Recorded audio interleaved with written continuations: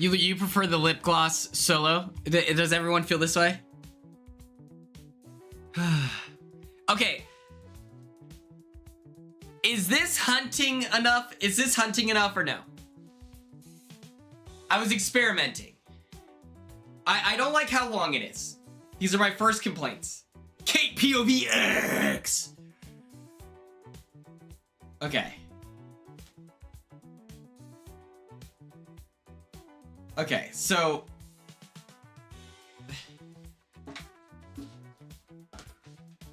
I feel like this down perfect. Is this giving what we want it to?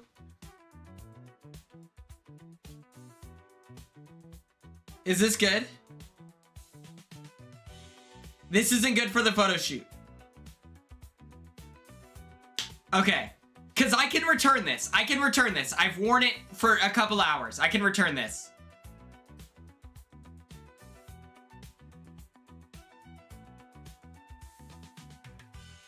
Ella, thank you. Thank you for filling me in. Okay. I will find a better top. I will find a better top. Thank you so much.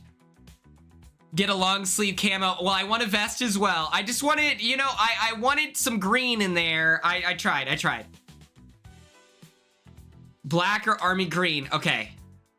So what if I did like turtleneck? What if I did like turtleneck with vest over it?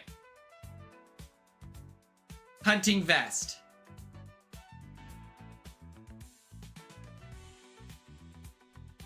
Why am I wearing the Vinny sweater? This is 20 bucks at Walmart. Yes, that works. Okay. Turtleneck is kind of crazy for hunting?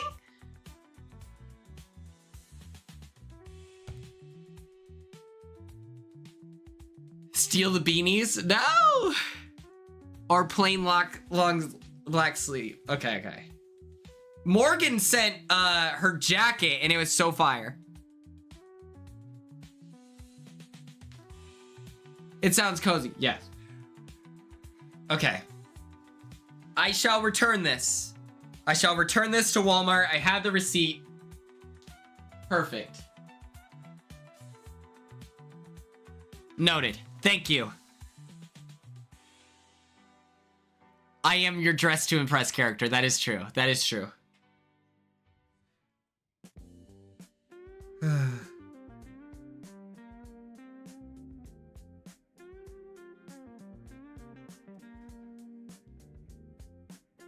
Okay, we don't think that it works. We don't think it works with the pants. We don't think it works with the pants.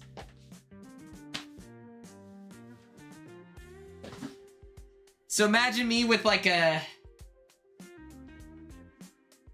Now, for the hunting, is this too much for the hunting vibes?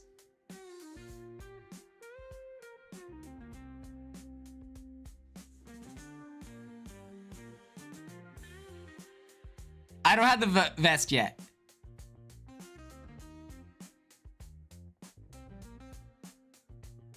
It's perfect.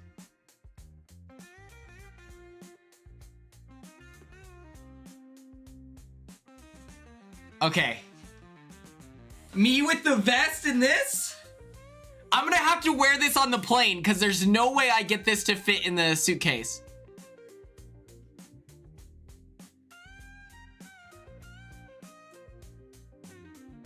I am going into the jungle. I'm going cryptid hunted.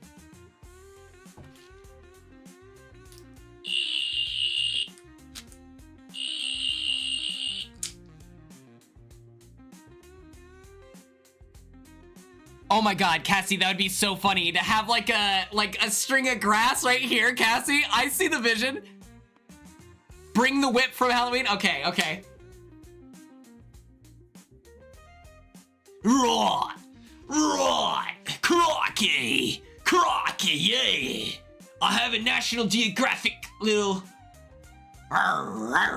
Okay, I'm gonna have to figure out how to pack this. I love this seal of approval. You are all the enablers I've needed my entire life. This is the enablers that I needed. Yes! Quinablers.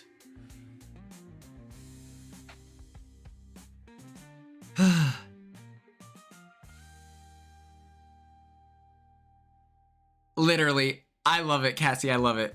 I love your mind.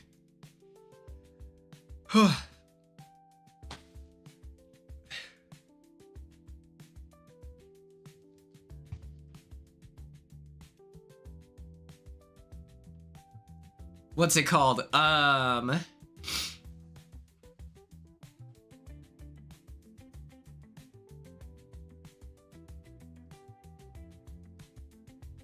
incredibly stressed. The Casey's partnership is going well. I need to sign the contract, everything like that. It's just now all of a sudden you have to create content that fits a specific guideline. Oh my gosh, I love that, Cassie. I love it, Cassie. Have you ever seen the TikToks, Cassie, where it's like, they buy the painting from Goodwill and then they add stuff? I need accessories for my outfit. I'm stressed. Who wants to dress me? You've done that? I love that. I'm picturing you, Haley, with like a hard hat and like, you know?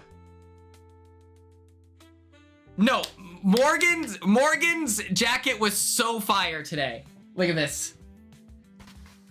Oh! Oh! Crikey! Crikey!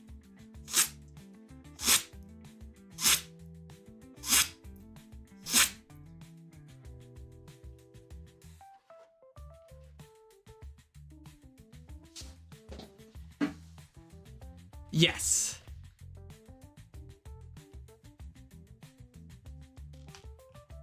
I'm telling you right now.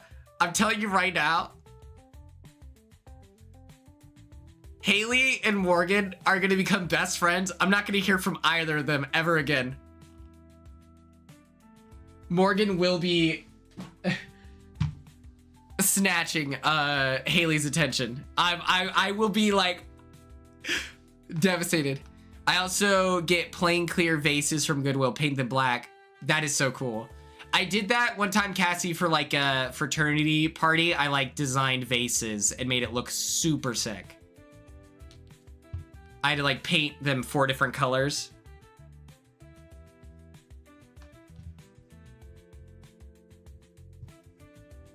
Okay. My Squid Game coverage, let the record show, I have notes. I took these notes yesterday, by the way. I took these notes yesterday, but I did not make a slideshow because there's just too much writing.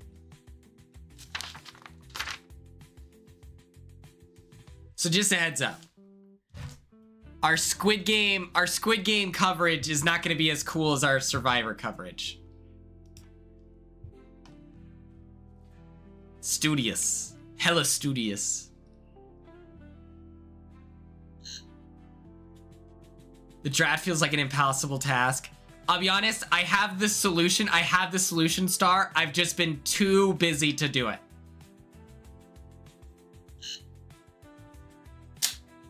You know? I fully have the like vision. I just need to do it. It's a lot.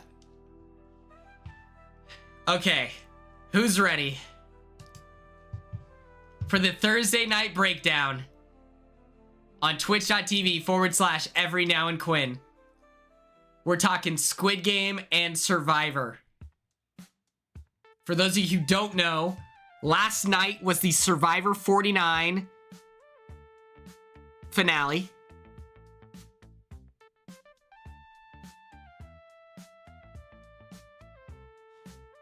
Isabel.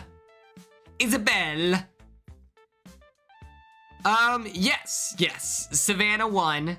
She played such a dominant game. And there was this incredible moment, Morgan, where someone on the jury asks Savannah to name a loved one or, name a loved one or a family member or you know, significant other of everyone on the jury.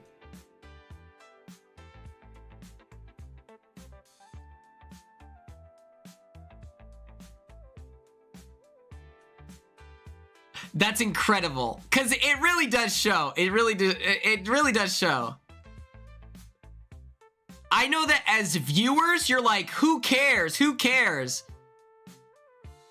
As viewers, I understand it. But, like, as a player, guys, she should know. She should know their family member, you know?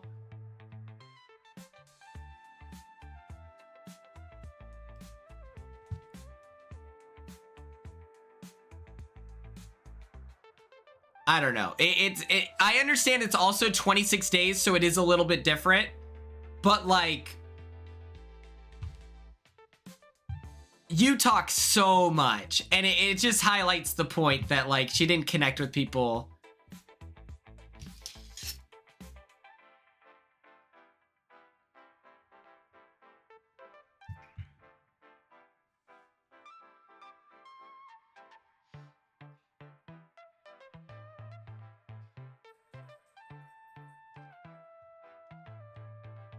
That's their problem, Morgan. That's their problem, because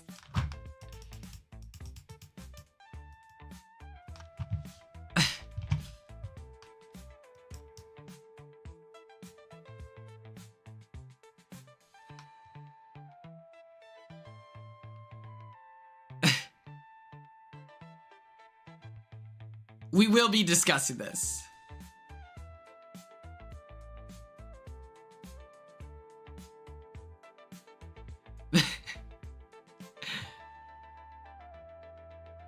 Oh my god, yeah, Mr. Beast in the Survivor 50 trailer, disgusting. Absolutely revolting. Okay.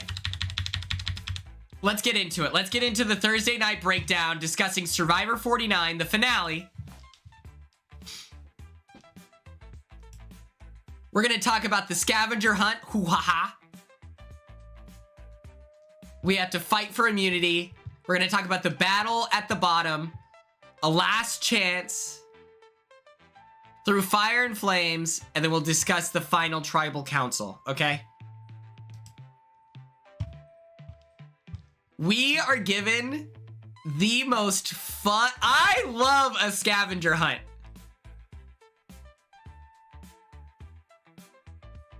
Mr. Beast, he's like a twist on Survivor 50. It's so weird.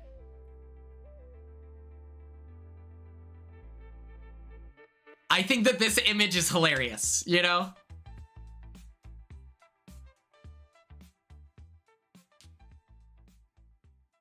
Yeah, he's a freak. He's a freak. Apparently, they had like a group chat where they talked about weird, disturbing, like underage, like whatever. Like, Mr. Beast is not a good person.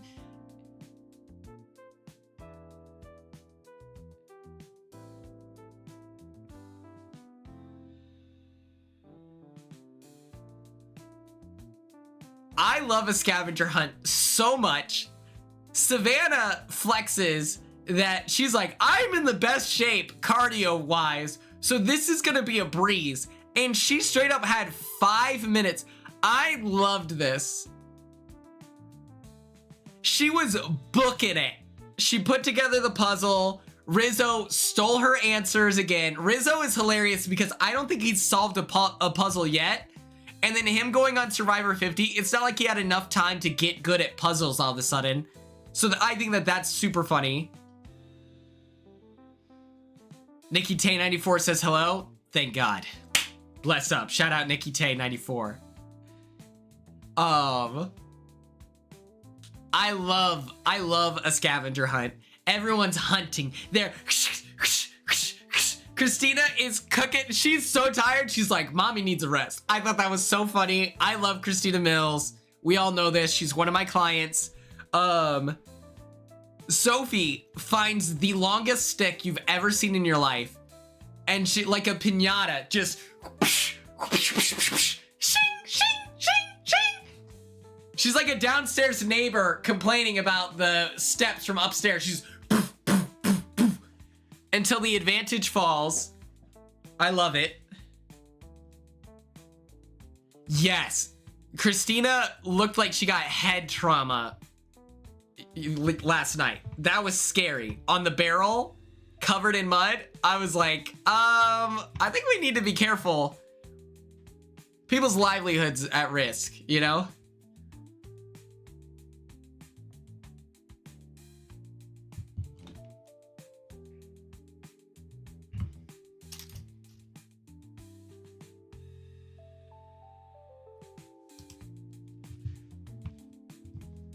We then have our final 5 going into the final immunity challenge. Slash poll. I'm gonna ask you right now, who are you rooting for? Clinton Merchant, hello, hello.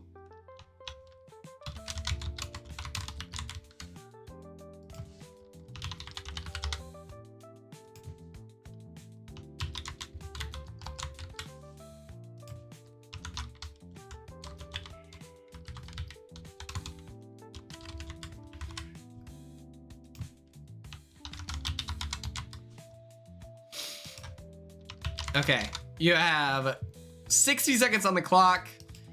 Just choose your fave. Let your voice be heard. It was a great finale.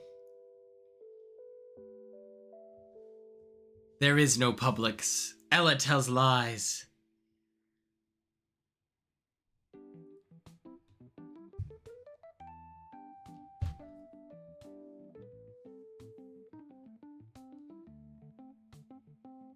Davey, hello, hello.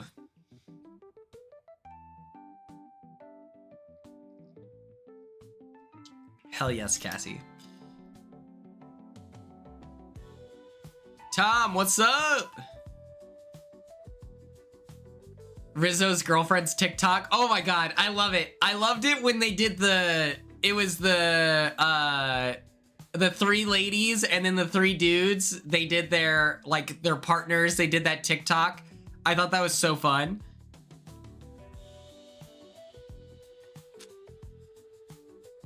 Might just steal that.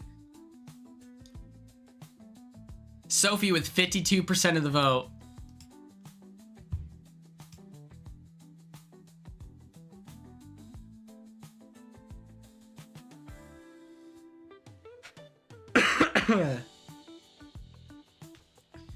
Ooh, 45 or 47? They're both pretty good.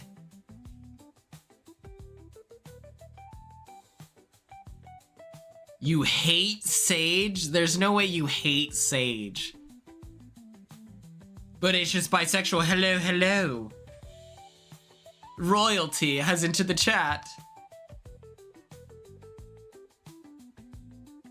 Christina did work really hard, and Christina was really helpful during the team challenges. Christina was a force. That's something that people don't talk about on Twitter, is she was working like a dog in every team challenge. If you watch her, she's like pushing the thing, she's contributing.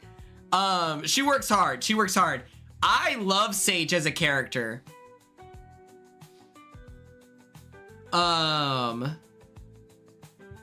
think that she what's it called? She's one of those players where she is extremely emotional, but she uses her emotions to guide her strategic decisions, which I think is cool. Sometimes it's just like pure emotional, it's like you're not playing the game, but she's extremely capable.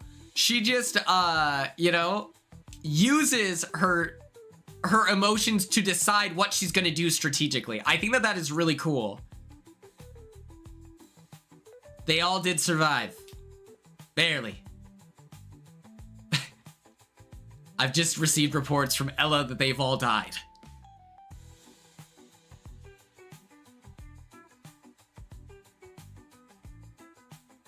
I think it's fascinating. I think that she was in a catch-22. Do you choose to lose to Steven or Savannah? She maybe thought that she had better social connections than Savannah.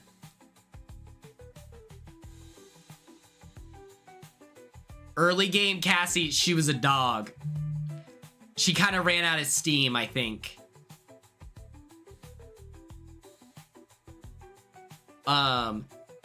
They're all competing. Sophie has an advantage, but it is not enough to stop Savannah. Savannah is a complete comp beast.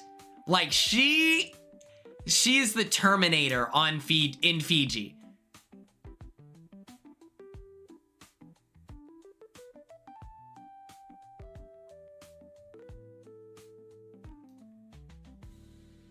I think a motivated Sage is a rootable Sage, and then after she got Shannon out, it felt like she maybe didn't know what direction to be pulled into.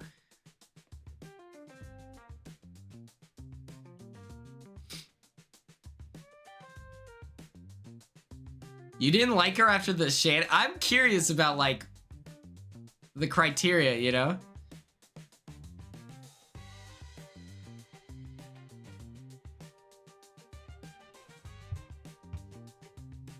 Savannah dominates, okay? And this whole time, I thought Rizzo was throwing competitions. I can't lie to you. I could not fathom that Rizzo was... I love this, Cassie. I thought Rizzo was throwing comps this entire time. I fully believed. I was like, there's no way he's this ass. Because he's, like, tall.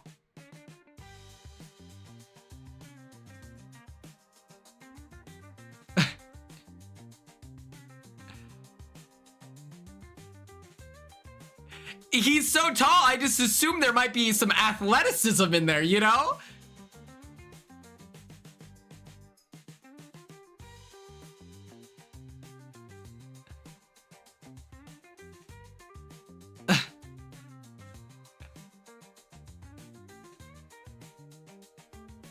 He's decent at the throwing, he's incredible. He's incredible. He's very, you know, Dr. Will coded in that, where it's like, is he throwing it or is he just bad?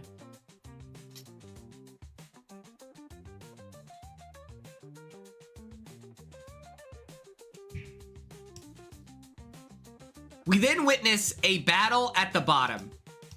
Look at Christina's beautiful smile. This is crazy. How are you on Survivor and your teeth look this good? I'm so pissed. I don't understand. I really wish that Sage and Christina would have... I don't know what they could have done to guarantee that, like, they weren't on the bottom. They had to, like, you either had to have Sophie or you have to have Rizzo. And it has to be like, no matter what, it's us three versus them. And then you allow that person to play the middle or whatever. But instead, I was shocked that it was just like they got rid of Steven, they lost their majority, and then they just accepted that they were at the bottom and that there was nowhere to go. And it was just like, oh, well then why did we get rid of Steven, you know? That's my one contention with the Steven vote. I get that Steven is a better competitor and that it's like, well, you want to be able to even the playing field so that maybe you can take out Savannah. But if you are guaranteeing that you two will be at the bottom, I think that maybe it's just worth it to take out Rizzo in that situation, or Sophie.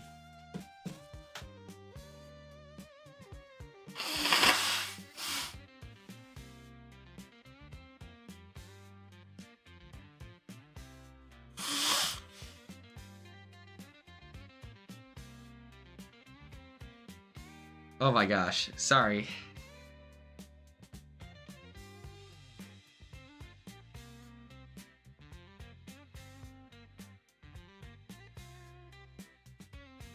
Yeah, I think Steven, once it was like, the game was fully over, then he made a point to console Sage and everything, but I have no idea. I truly have no clue how to gauge my health in this current juncture. I've just been sleeping nonstop trying to heal, but it is what it is.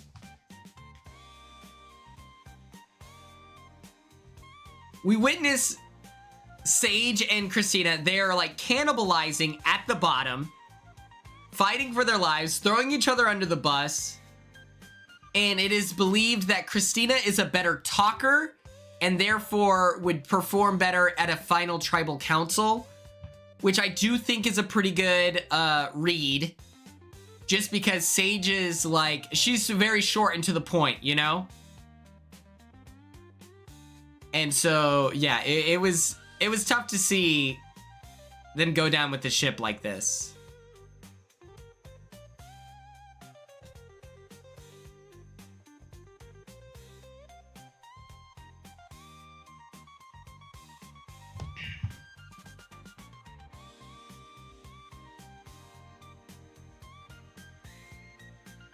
What was their name? Tres Leches. They had the game signed, sealed, and delivered. Christina goes home.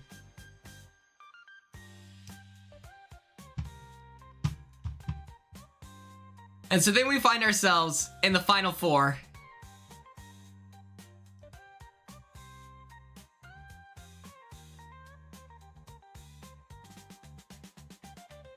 Rizzo made a bad move, sending Christina home here.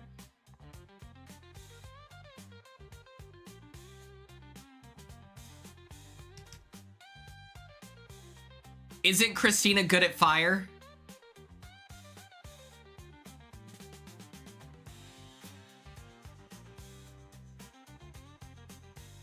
And so is the idea that it's like Savannah versus Christina?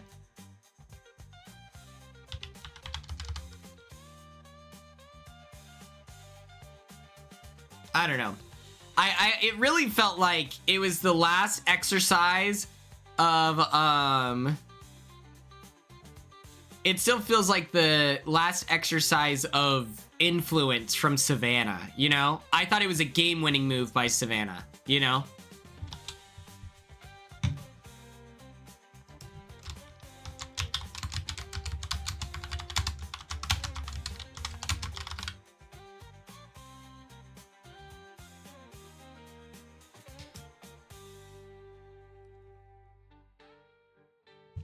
So here we have Sage, and then we have Christina, and then we have Rizzo, and then we have Savannah.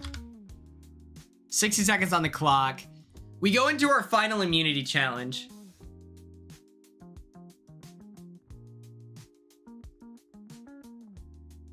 And am I crazy? They were moving so slow. That's like that day 26, you know? Oh yeah, the competition before where they were falling off that wheelbarrow looked dangerous, like straight up dangerous.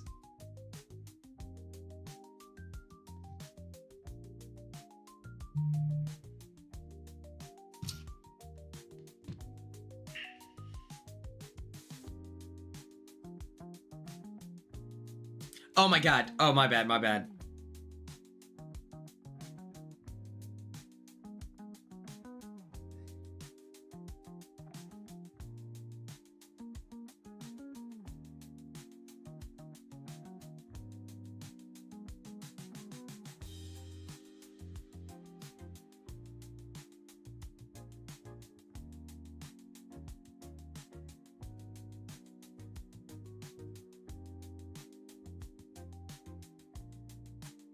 Sophie found dead. Sorry, Sophie. I'm sorry. I'm sorry.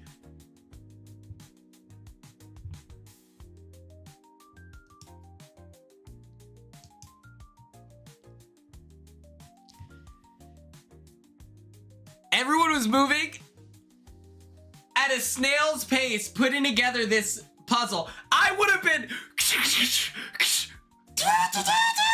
I love Sophie smacking the button to where the thing falls.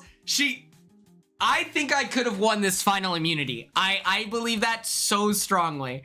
I want to compete on like the Survivor challenges so bad. It looks so much fun. I think I just like obstacle courses, you know? Sophie takes the dub here. And she gets to choose who goes to fire. This is what I wish would have happened. This is what I would have done if I'm Sophie. I would have told Rizzo and Sage that they will be making fire. against one another. I would have guaranteed Savannah, you're going to the finals. 1,000,000%.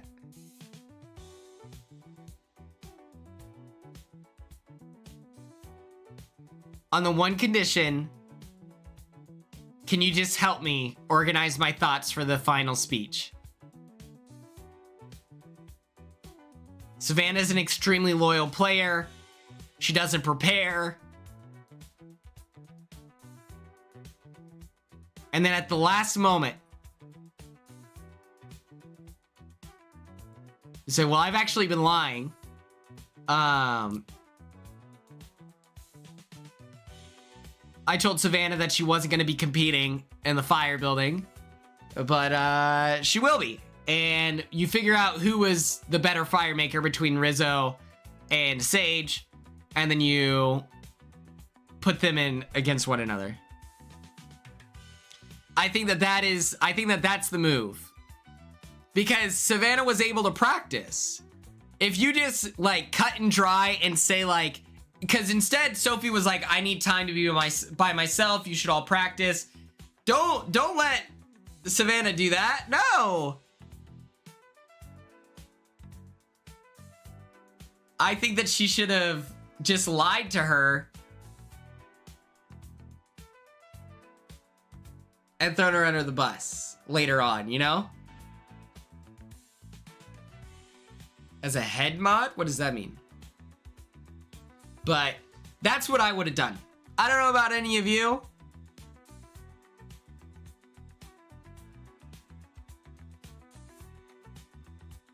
Jose, I'm trying.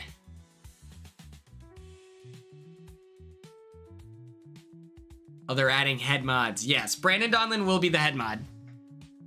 Sophie is a good person. Yes, I get that, but...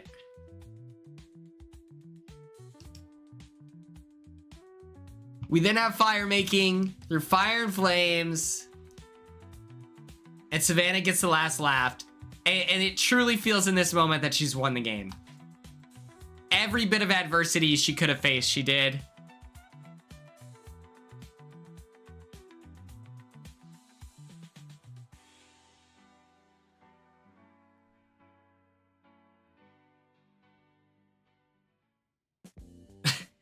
Yes, we are giving a head to the mods. And yes, I'm giving Brandon Donlin a head.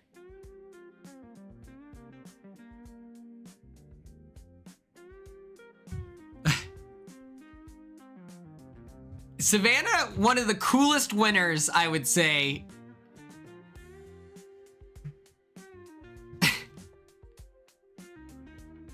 Someone screenshot that for Crystallosities. Brandon Donlin's the only one getting head here, people. I loved his Survivor 45 game. She's such a fascinating winner. She is a complete shark. She's like crazy in the like fun reality TV way where she's playing so incredibly hard. She doesn't even feel bad. It's incredible. And so our final three breaks down between Sage, a player that is led with her emotions and used strategy to get even with her enemies. Sophie, a social threat that has navigated devastating loss the entire game.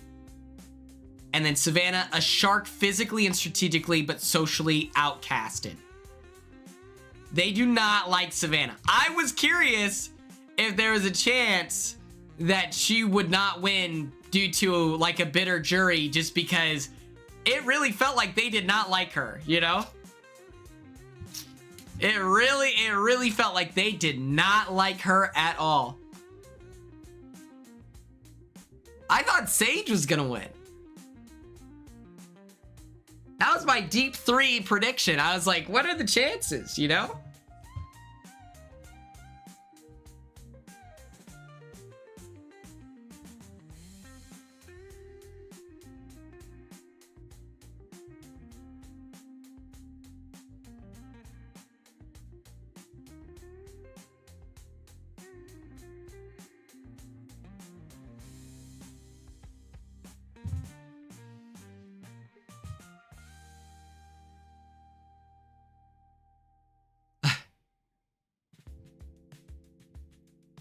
I thought there was a chance that Sage could win. I thought they did not like her. Let's get into it. Can I name my jury's family? Okay, for those of you who don't know, Christina Mills looks at Savannah and says, I want you to name a family member, a loved one, or significant other for each of the members of the jury. Savannah says, I don't think I can. To which then Christina says, can you please try for me? Oh my God, that's so awkward. That's so awkward.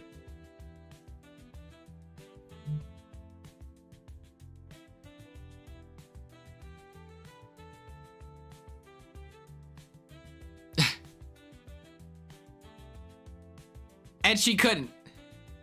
I can name whoever I want, okay? I'm an honest enough competitor. Or Danny! Or Danny! You can't name all the family members you know. What are we talking about? You guys can't police me. Thank you. Nice try. Nice try. Swing and a miss. Oh, man. It was so incredible. And it was incredible because Savannah didn't have the answer. You know? I will put myself in the headspace of, like, Quinn in the house, who I would be able to say.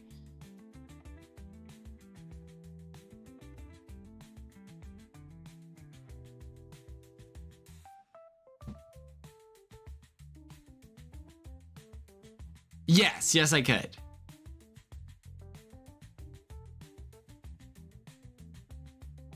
Yeah, the fact that Sophie knew all the answers, yeah.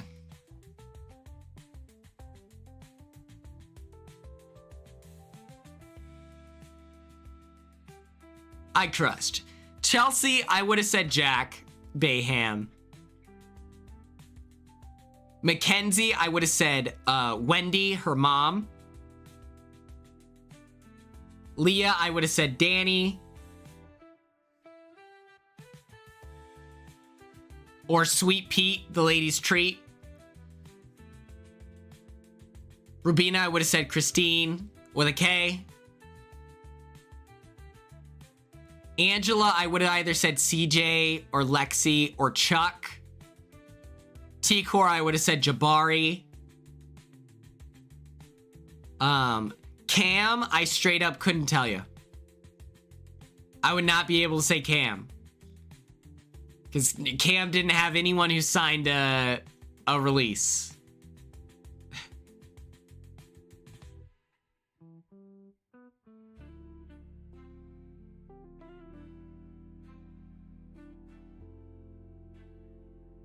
That's why he said dogs at the crib, you know? Yeah, so I straight up could not name a single family member of Cam. None of his dogs. I met one of them. I could not. And it's like, I know about his mom. I know about his dad. But their names are mom and dad to me, you know?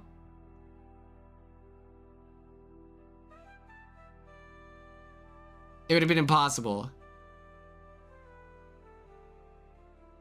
Let me think. Joseph, I would have said Jean-Paul.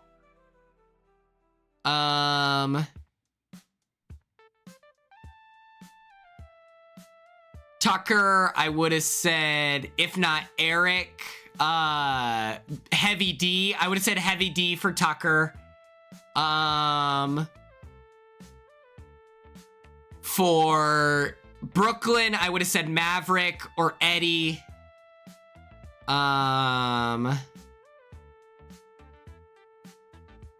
Before Brooklyn is Cedric. Cedric, I couldn't name anyone. I just know mom, you know. Heavy D is his friend. I don't know.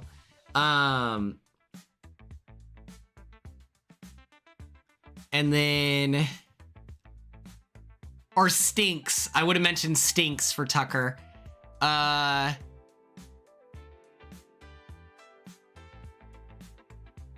Cedric, I have no idea. Sweet Kenny K, I would have said Renee.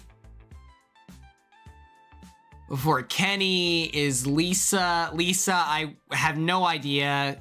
I didn't even know Lisa's last name. Tucker's dog. Oh yeah, Ziggy. That would have been a pretty good one. Lisa, I didn't even know Lisa had family. Lisa was like a closed book. She didn't talk about anything with us.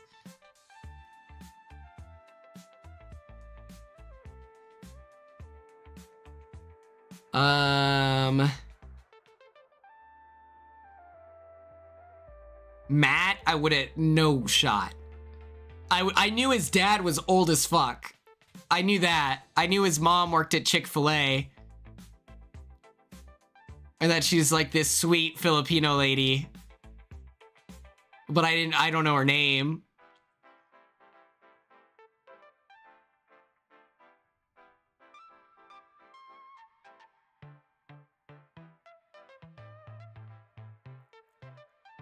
That's what he told us. He was like, yeah, my dad's very old.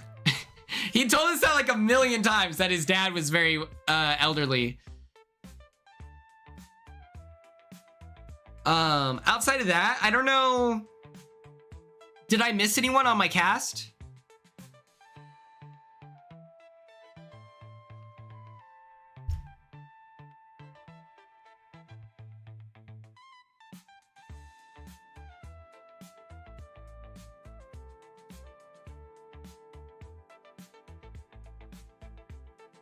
Mark and Wendy. What's up, Nikki Tay94? How are you? Did I say Matt? No, Matt was the one I was saying. Oh, Chemo. Chemo.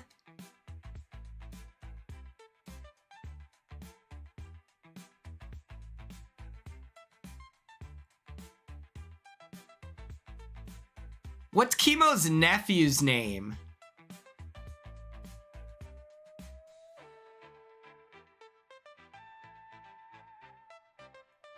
I would have known in the house, but I did not know. I don't know now. I don't know Chemo's nephew's name.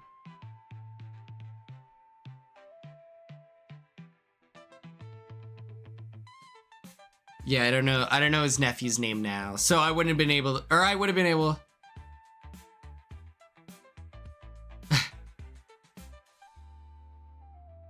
I know. Text him immediately. He's probably asleep. What time is it in Hawaii? Okay. Let's get into Squid Game, the challenge.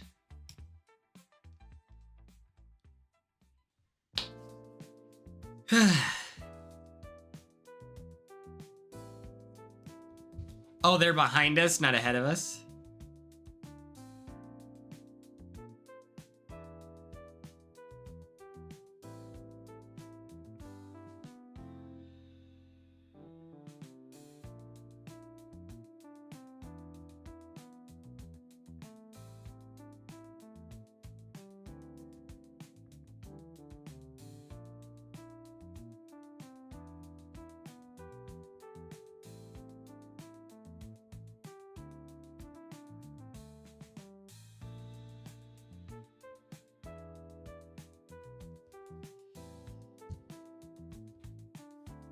Gurf.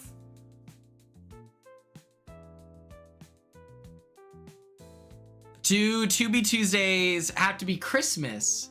That's a phenomenal question.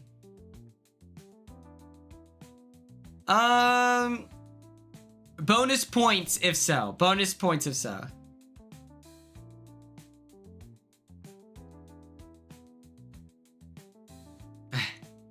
Terry Joe movie. I'm not familiar. Okay. Are you ready to talk about Squid Game? Like I said, for those of you who don't know, who weren't here earlier, listen. I took notes.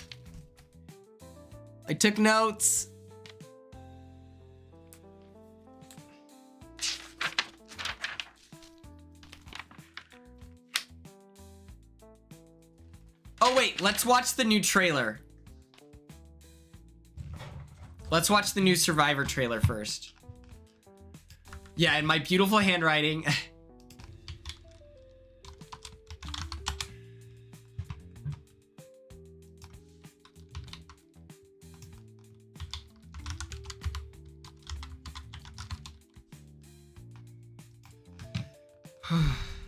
Then the Terry Joe trailer. Noted.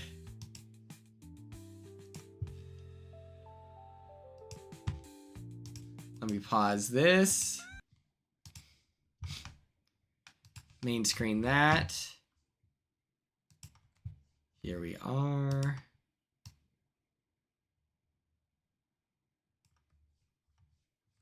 Oh, let me turn the volume up. Okay.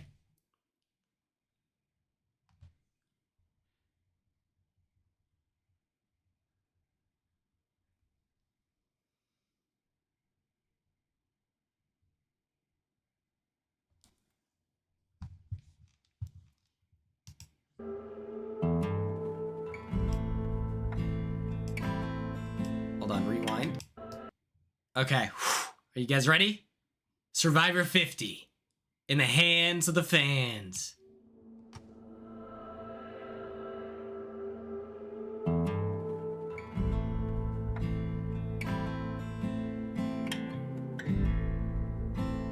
I'll start with a quote from Magellan. Life is for the bold to seize the opportunity when it comes, not those poor, intrepid souls that stay close to shore. But it is the person that goes out in the storm that reap the high rewards.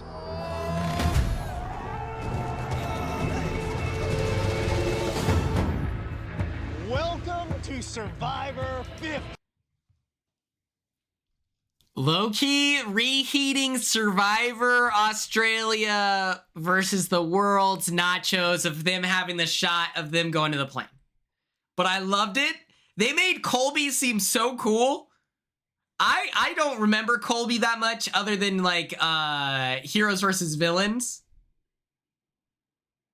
I love that they have the Survivor logo on there. I think it looks phenomenal.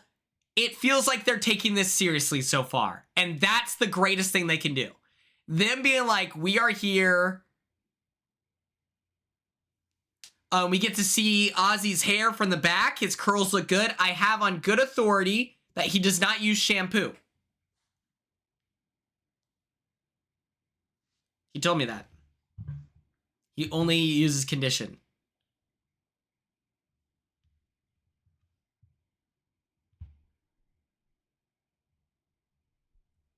Because I was confused how he combs through his hair, but he's like, I'll use conditioner sometimes. I'm like, oh, okay. He just gets it wet. Some people are like that.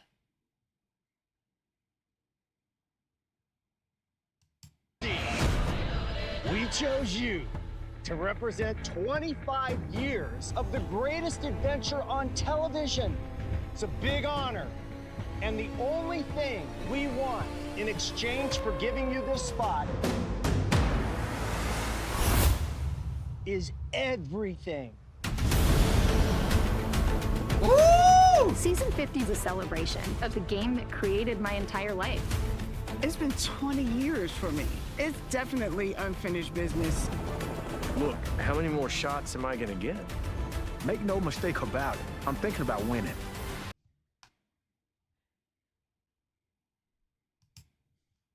How many more shots am I gonna get?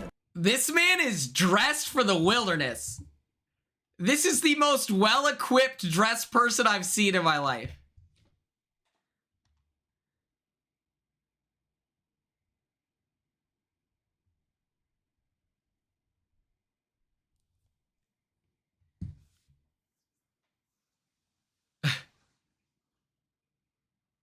I hope she learned how to make fire. Hopefully. Hopefully. Yes, we'll do the movie suggestion next then. I like that idea, Cassie. Make no mistake about it. I'm thinking about winning. And I'm gonna cancel everything that you can cancel. Your Christmas, your vacation, your doctor's appointment.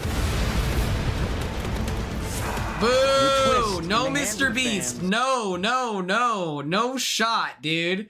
Are you kidding me?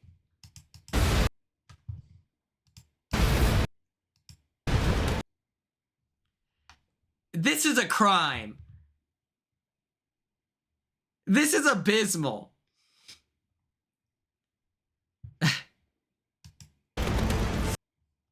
I can't do this.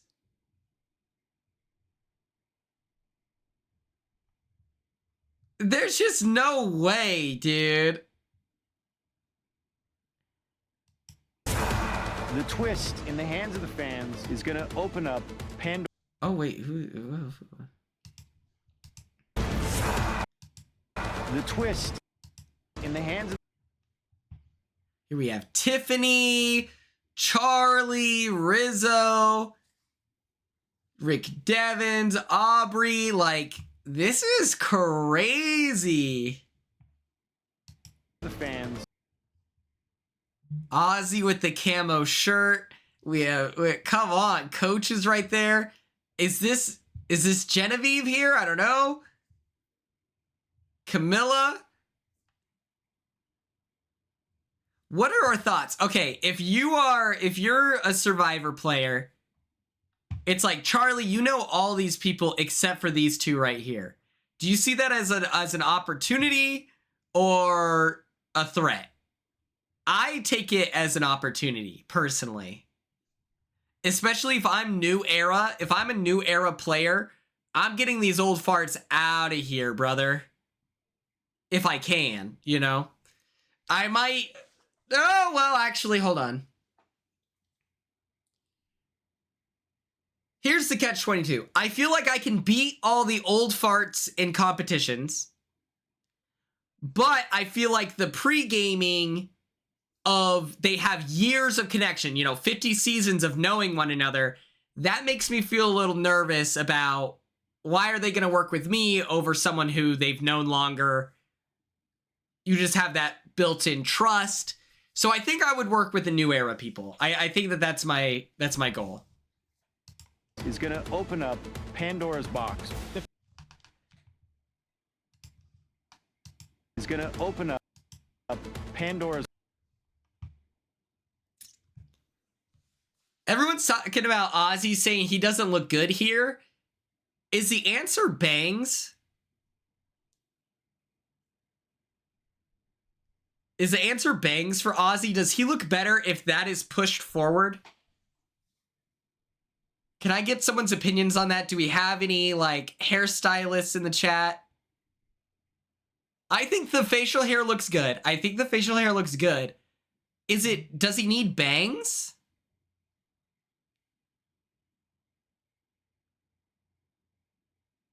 I don't think he looks bad either. I think that he looks appropriate for his age. But everyone on Twitter is saying he looks terrible. Everyone on Twitter is... How old is he? I think he's in his 40s. That's Twitter? Okay.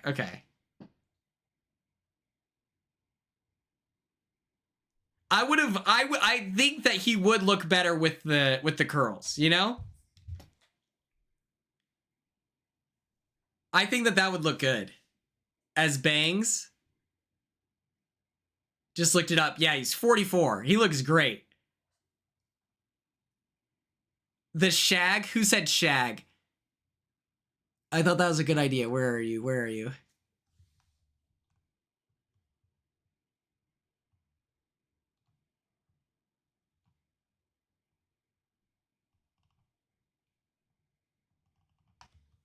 Well, he has his curls in the back. His hair looks great, but I think a shaggy, Cassie. I think it was you. I think he looks good. Box. The fans voted on things that impact this game. We have to be ready for anything, which is scary. Oh my God! Now I see Zach Brown on Survivor. It's a Billie Eilish boomerang idol. Jimmy Fallon may decide. It's just the last thing any of us would want. A Billie Eilish boomerang.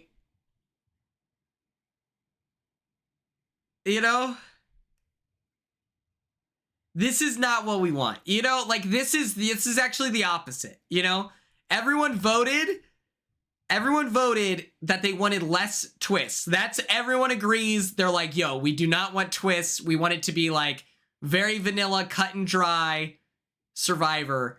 And they're introducing Billie Eilish, Jimmy Fallon, Zach Brown. I'm so confused. And it's like, if they're just hosting a competition or something like that, or if they're introducing something, and it's like, or it's part of the prize that you get to go to a Zach Brown concert, the Golden Labubu, Immunity Idol, and the Vanilla Mace Beware Advantage. Dubai Chocolate Labubu. I like, that's so funny. Mentality and Gurf Gurf Gurf. Same page. But it's just like, this is not what we want, you know? I'm hoping that it's just like 6, 7. It truly feels like worst case scenario, it's game breaking.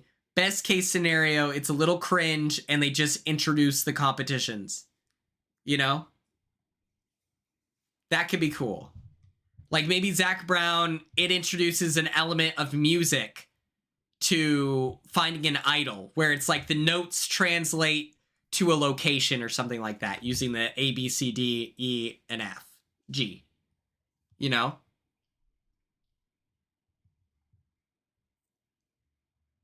That could be cool. But it's just, we don't want this, you know? My fate in this game. Welcome to Survivor 50, Mr. Beast. I brought a briefcase.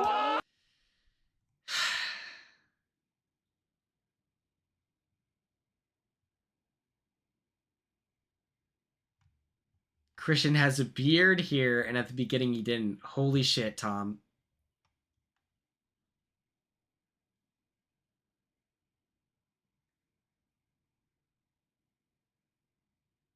This is so disgusting.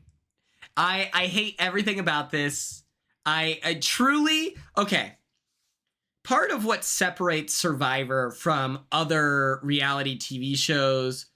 Well, now that's spoiled, you know? That's why I'm like, holy shit. Do we not like Mr. Beast? No one likes Mr. Beast.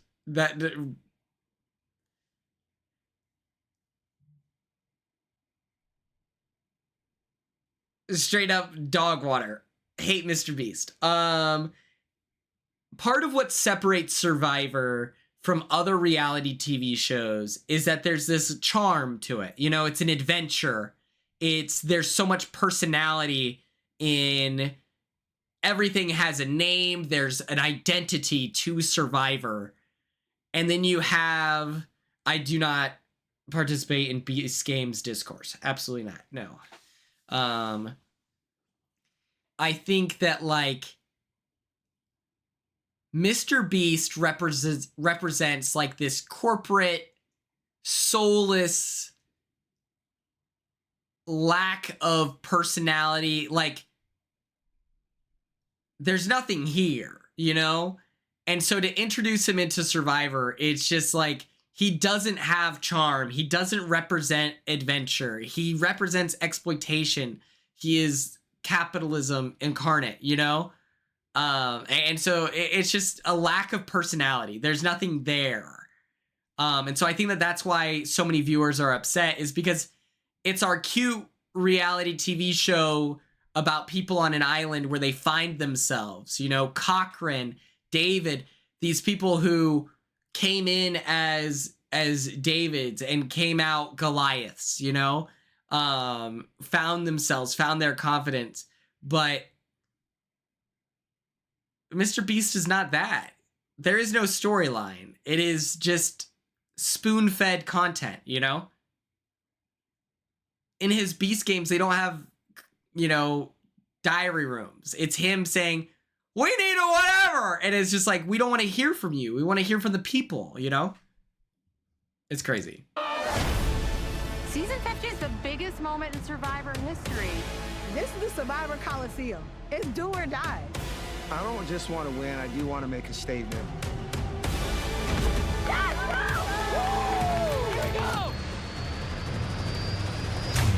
Feels a little like, you know, a high school reunion meets like a massacre.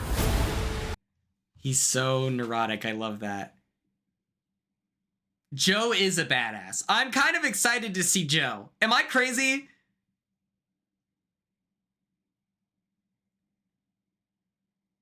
I need Joe to drink a Monster Energy drink, listen to 3 Days Grace, and have like a crumpled up picture of Eva for this. Like, I need him to be on demon time, you know?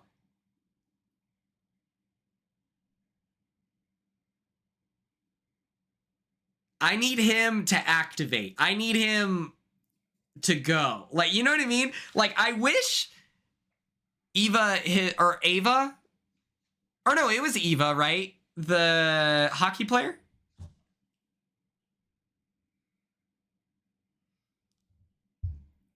Okay. No worries. Jenna has the most appearances. That's fire. I'm pissed. Where is Genevieve? I can't wait for Genevieve. Like, I'm hoping that this show or this season gets to show off their cast because the cast is good. I'm not excited for what's the big ass guy? That large ass man, Jimmy or whatever. Jonathan.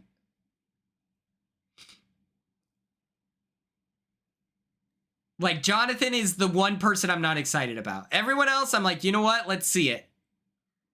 He's huge. He is gigantic. It was something. It was something with a J. That's all I knew. I knew it was a J.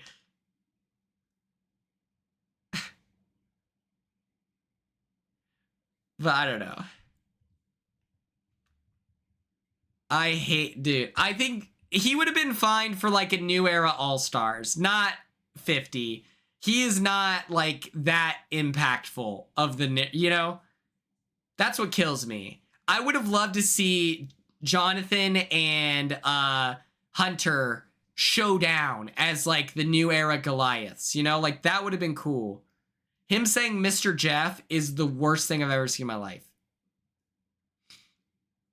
I think that that's brown nosing to a degree that I've never seen in my life.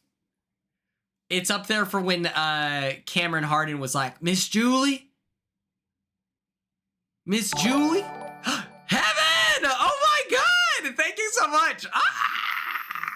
Thank you so much. Thank you so much. Thank you for the tier 1 sub. I appreciate you so much. Who is this? This looks like Savannah, maybe? Maybe D? Kyle? Chelsea saying Auntie Julie is like cool.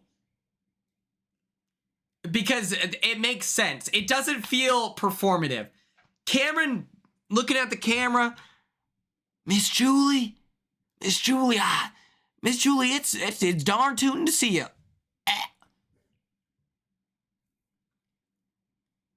I just think it's crazy. I forgot Kyle was on this season as well, mentality. That's crazy. Are there 2 boats? I didn't see them in the initial shot.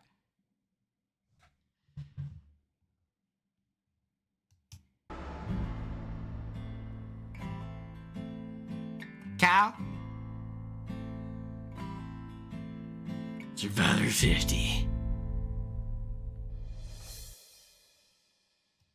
I'm excited. No matter what. No matter what, it's going to be great. That's all I could say, you know?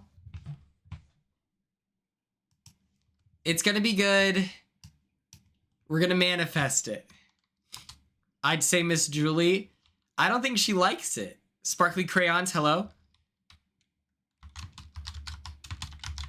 She didn't like it when Dan Giesling did it. Or he didn't like Mrs. Chen. Or she didn't like Mrs. Chen. I don't know. I don't know. We're all different. You're also much younger than I am. So, me as a 25-year-old, 26-year-old on the show, I was calling her Julie. Shout out. Don't get no prank happy. No, I won't. To Heaven! The tier 1 sub! No one ever give it up. People talk, but we just don't care. In this life, you know you gotta live it up. So everybody put your hands in the air. It's a all night party that we're getting into. Think it's all up and the joke is on you. It's a dream, it's a scene, and it's all brand new.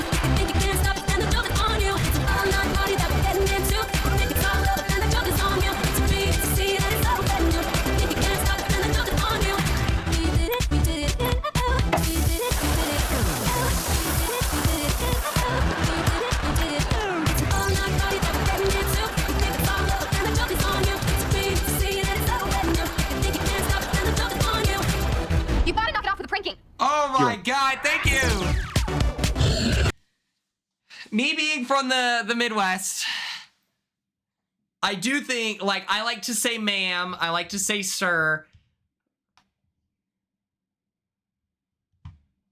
I don't know. They were so busy showing us Mr. Beast. I wouldn't take it that way. I wouldn't take it that way.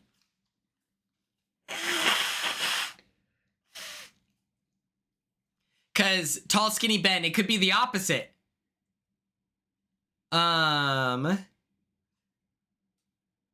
Like, it could be the opposite where, like, the people that they're showing is because that they need to cash in on their appearance fee. So we have no idea. We don't even have the faintest clue.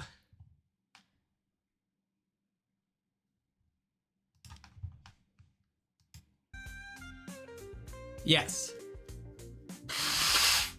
We're gonna do To Be Tuesday recommendations, so send it in the Discord right now or forever hold your peace. Fighting for my life here.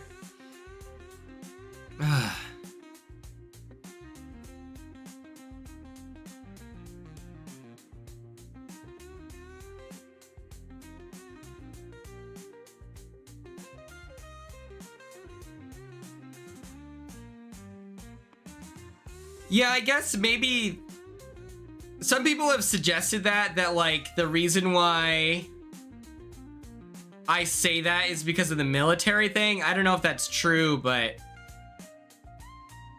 I feel like that's more of a Midwest thing for whenever I say last To Be Tuesday before New Year's. Absolutely.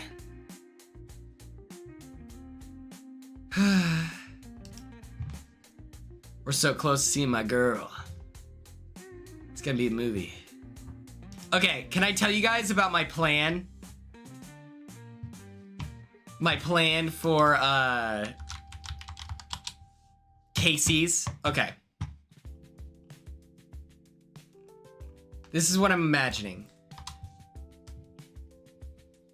My stomach rumbles. There's a wide shot. I'm asleep. My stomach rumbles.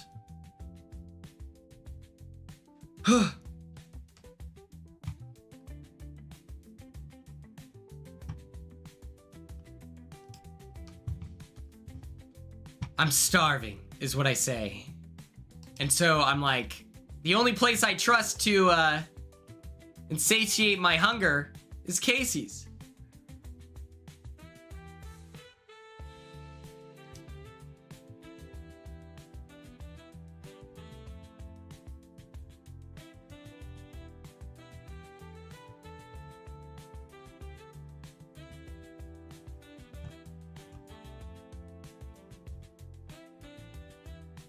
Okay, here we go.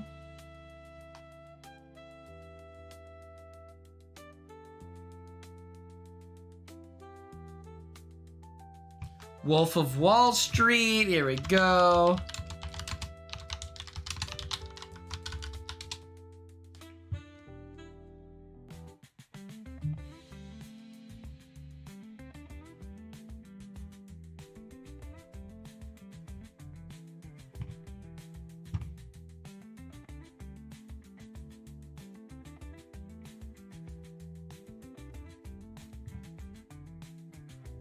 Okay, and then here we have copy, and then we paste it here.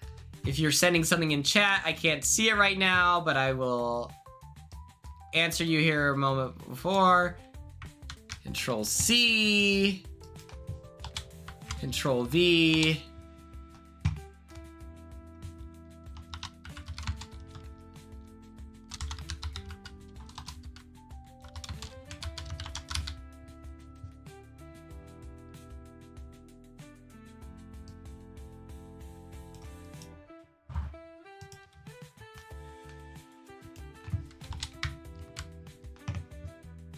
Then we're gonna do here.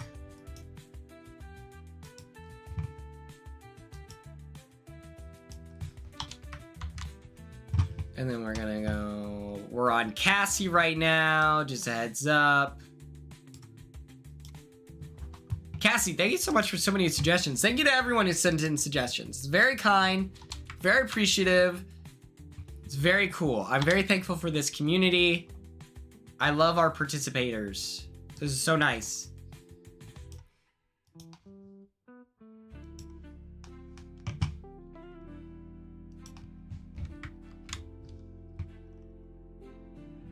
And then we have Star. Thank you much, Star. I appreciate you. I appreciate you. Copy. And then we're pasting.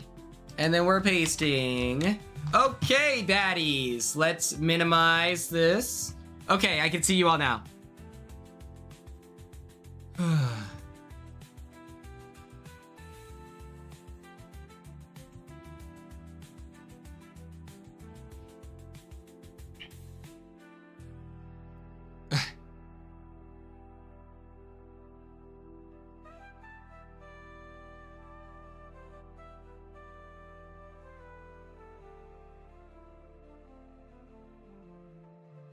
All right, okay, baddies, okay. Live scene, here we go. Here's all the suggestions.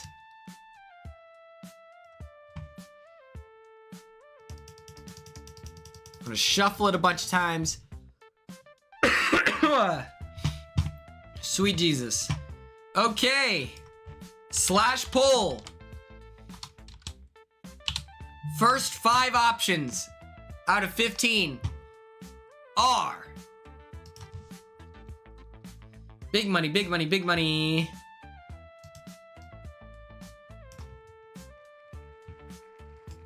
Emily the Criminal.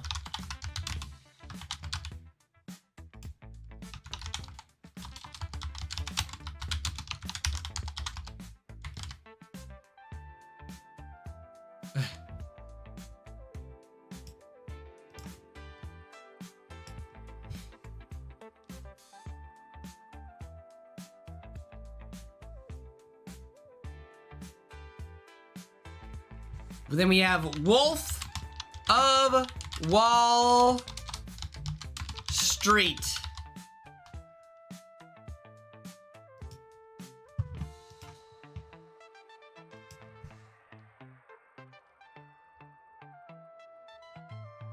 Number 3 is Remember Me.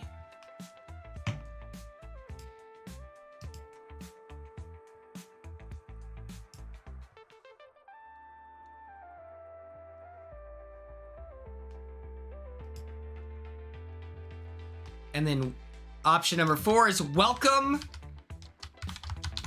to the Doll House. Perfect. Our last option for round 1. Jack and Jess have a travel agency? Yes. For the cruises. Then we have Moonlight. All right. Baddies. 60 seconds on the clock. 60 seconds and a dream.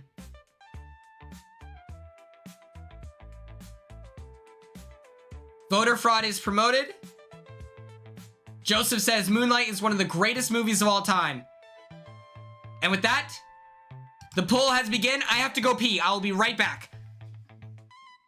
Joseph, what do you think about Mr. Beast on Survivor?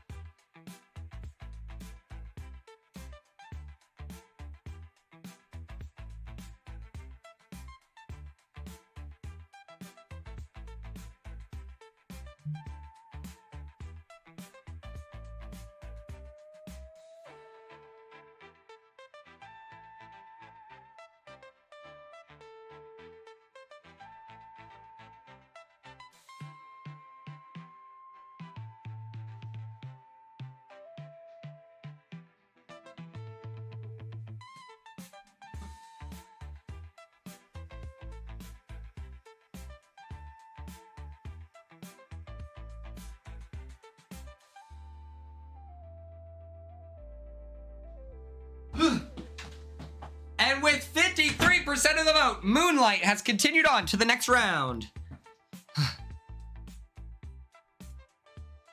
Jeff is senile. That's so crazy to me.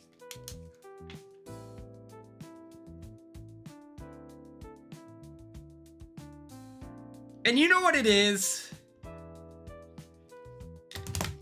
It would have been cool if we had like, it would have been cool if on like Big Brother, like if Big Brother had a celebrity on to host a competition or introduce a twist or something like that. It's like Big Brother has enough time to where it's like, okay, if we get Neil Patrick Harris for an episode, he is not going to sidetrack the whole season. He's not going to steal someone's screen time. This is not going to be at the expense, you know? But Survivor, we get so many limited episodes that it's just like, why are we wasting time with Mr. Beast, the least interesting guy? Like, oh my God, it's crazy.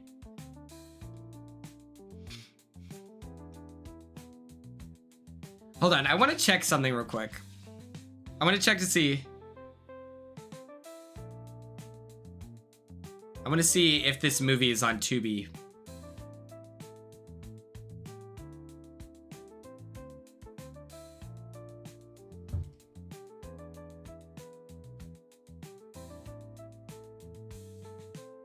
Yeah, it's not like anyone has been like begging.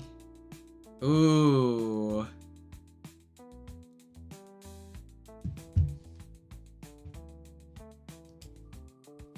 Oh, let me put you all on here. Round 2, starting round 2, I will be adding my movie. Our first option for round 2 is Barbie. That's right, this is a home video from Nicole's mom.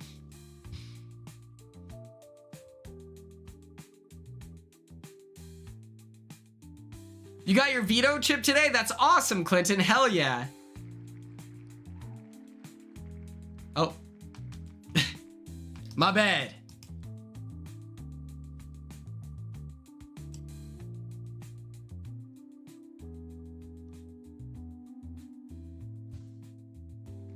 Here we have Miss Doubtful.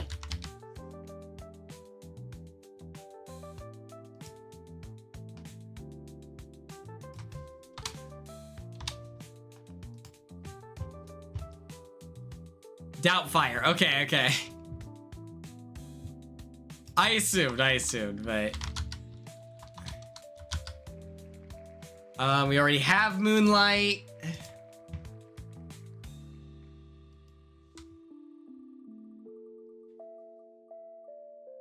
She's so filled with doubt, and it's just like you want her to believe in herself. Click to react. God damn it. We're dying here. We're dying here. I'm being killed. Is Haley here? Hope she's doing well. I hope so, she is too. I know that she's working hard. She has so much work, and she's crushing it. Okay, we have Benny and June. Benny and June.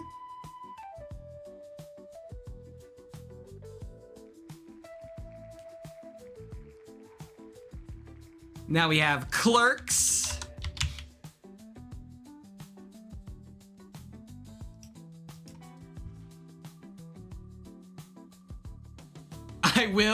I will be making an appearance on Survivor 50. No, Cassie, don't. The Godfather. The Godfather. Never cap yourself. Never cap yourself. Okay, 60 seconds on the clock. We have Barbie, Mrs. Doubtfire, Benny and June, Clerks, and The Godfather. 60 seconds begin now.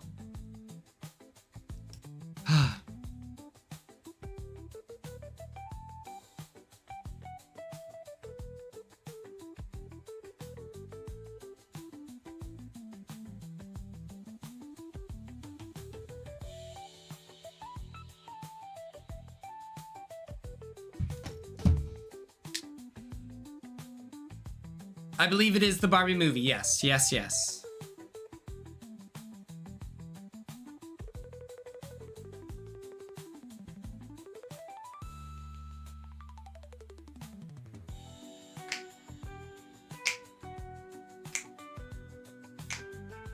Do we think Dan Giesling's favorite movie is still Karate Kid 2?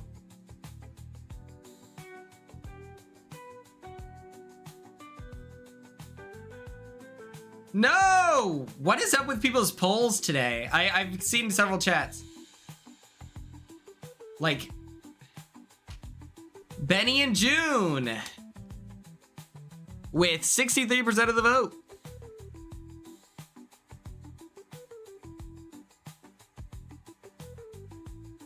Let the record show I'm writing this on my LA or my Omaha parking ticket. They have a picture of my car and everything.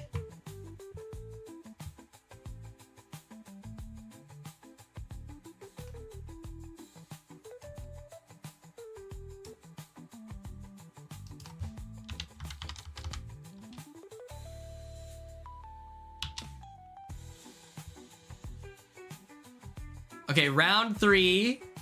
We have Black Christmas, 1974.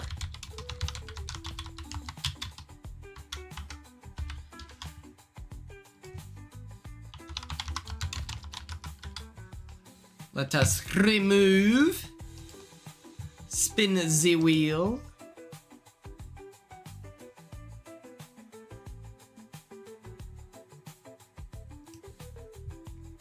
We have Love and Basketball.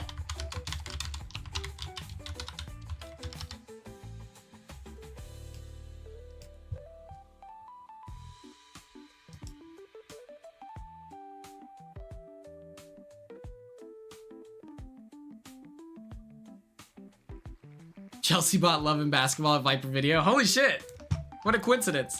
Carrie, 1976. I can't believe Mr. Beast. What the hell? I can't believe Mr. Beast is on Survivor. Like, it really is like. It's like mind boggling that the least charismatic person on the planet. Kings of Summer. I just saw Moises Arias talking about this.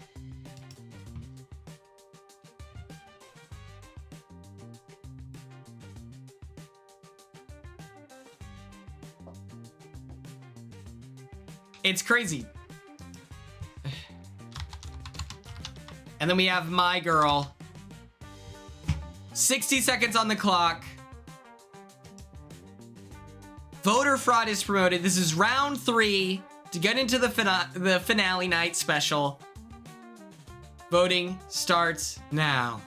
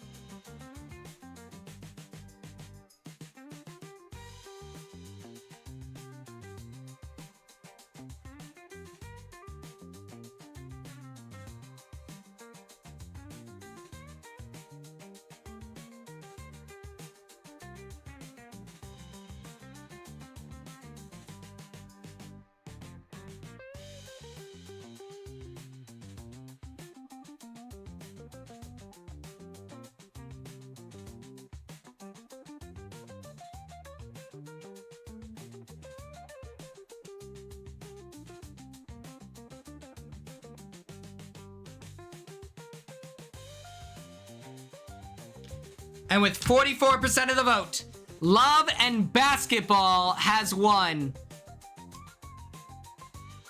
Let me write this down.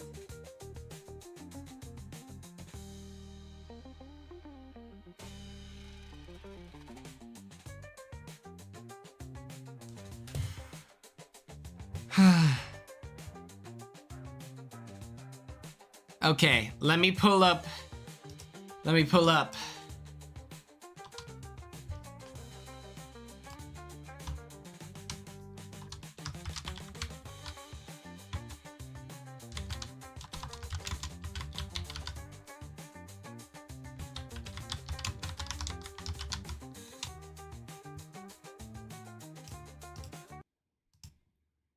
All right.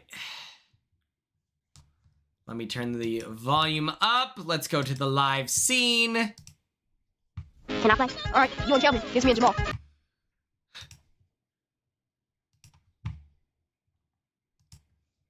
Put this here. Okay, the first movie I'm showing you is titled Love and Basketball from the year 2000. Can I play? All right, you and Kelvin. Gives me and Jamal. Oh, man, he's a girl. Girls can't play no ball. Ball better than you. I'm gonna be the first girl in the NBA. No, I'm gonna be in the NBA. You're gonna be my cheerleader.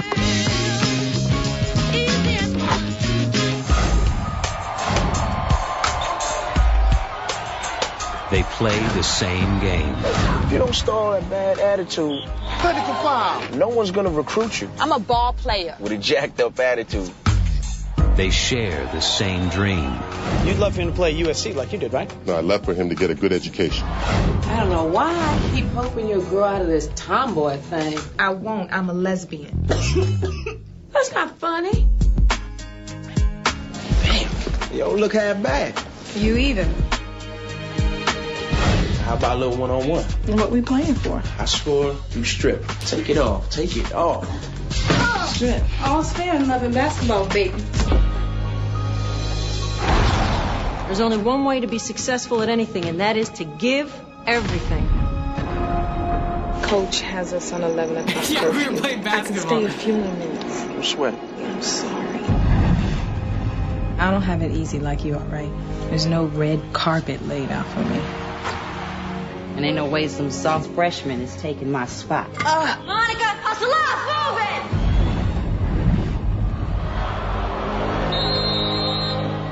You forgot to be there. If I stayed, I wouldn't be starting. Well, at least you got your priorities straight. Look, I'm entering the draft. I'm going pro. So that's it. Just forget about you and me. New Line Cinema presents a story about the passion it takes. I never knew anyone loved ball as much as you. To keep your dreams alive. I've loved you since I was 11, and it just won't go away. This spring. I'll play you. One game, one-on-one. For what? Your heart. All's fair in love and basketball.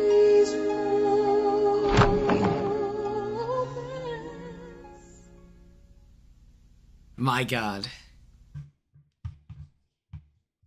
Let the record show the attitude thing. I really don't think it impacts your scouting that much. I've yet to see, like, if you're good enough, you'll just be on any team, you know?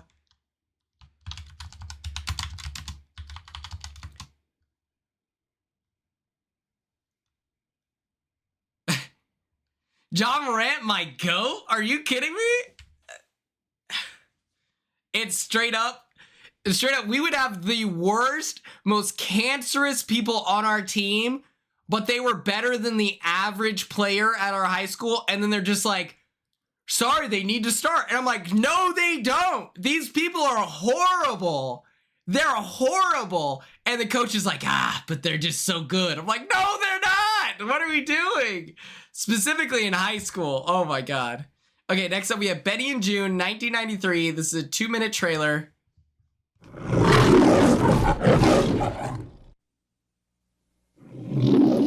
What's she gonna do? She paints and she reads. Yeah, she paints, she reads, she lights things on fire. I got a fire extinguisher. Just bring her. Betty in June, hell yes.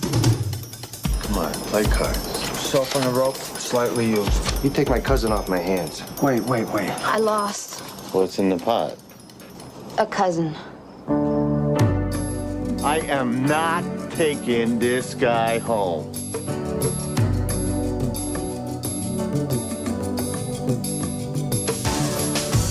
Did you see those raisins on TV? The ones that sing and dance and stuff? They scare me. Yeah, me too. Knock it off. I'm her brother, and I'm her only family.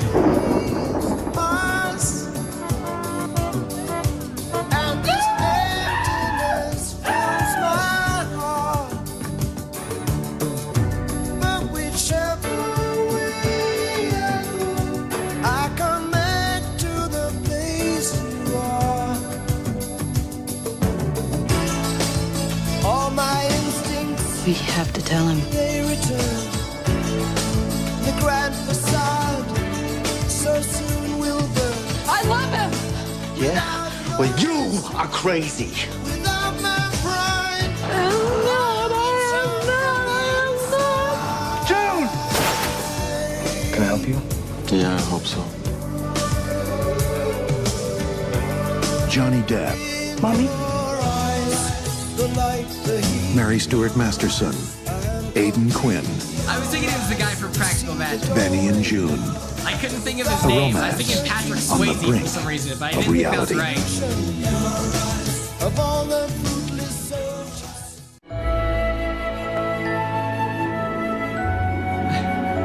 Oh, his name's Aidan Quinn. Noted. Well, you'd think I would know that. Okay. Next up, we have Moonlight.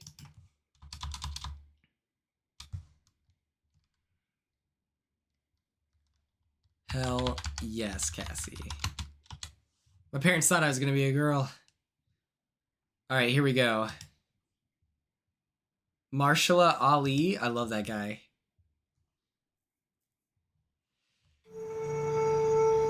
He's supposed to be,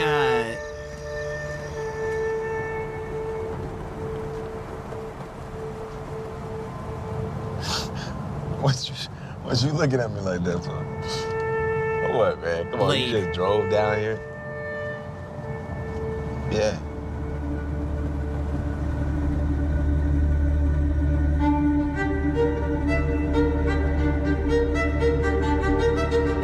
Who is you, Sharon?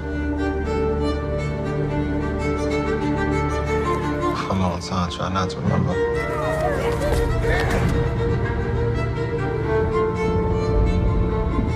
Try to forget all those times. At some point, you gotta decide for yourself who you're gonna be. Can't let nobody make that decision for you. You gonna tell him why the other boys kick his ass all the time? What's wrong? I'm good. No. I done seen good, and you ain't it. Remember the last time I saw you?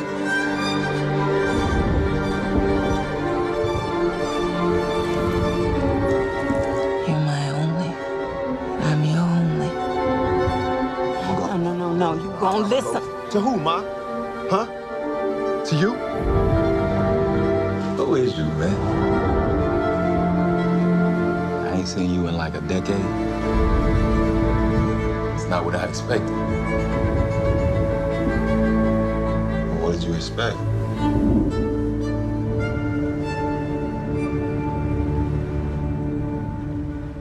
ooh, that looks good.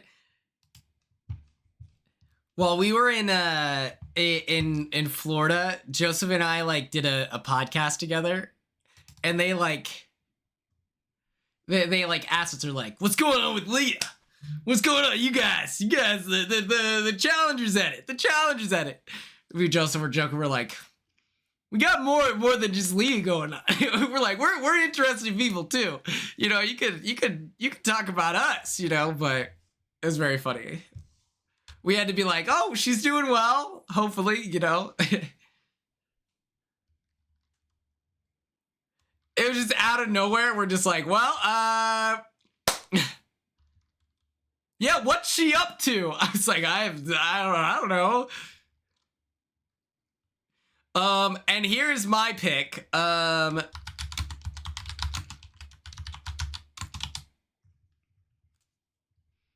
Stress not, baddies.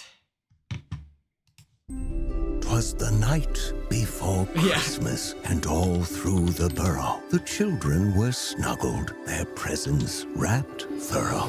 But this tale's not about presents, or Santa, or ponies.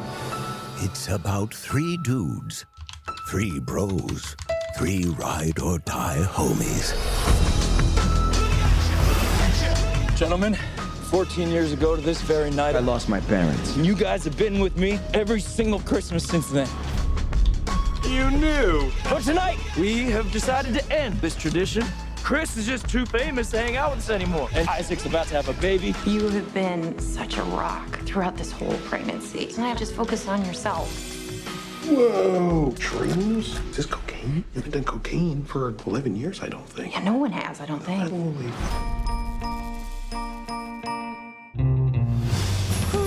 I have a present for you. We're going to the best Christmas party in New York City. So that gives us several hours to hit as many traditions as possible. To the end of an era. I think the cocaine and the mushrooms are reacting poorly. You look insane. Only your right eye is working. Do I look weird now? Yes, you look weird. Still weird. Weirder. You guys missed her singing Miley Cyrus. She destroyed Wrecking Ball. You still like that song? Everybody does. You can cry to it. You can run to it. Yeah. You can party to it. Timeless. I came in like a wrecking ball. I never hit so hard.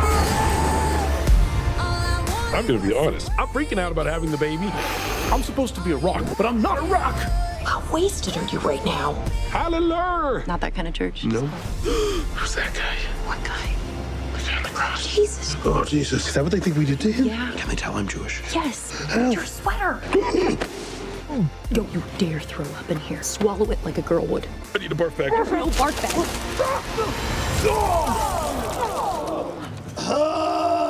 Is it still happening? It's still happening a little.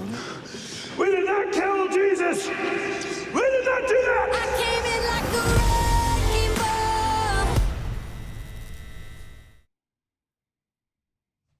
ball. For a while there, this was my like special interest movie. Like in the same way that I watched Hot Tub Time Machine every single night for like 3 weeks straight, I watched like The Night Before on Tubi for like a week and a half straight before it was taken down.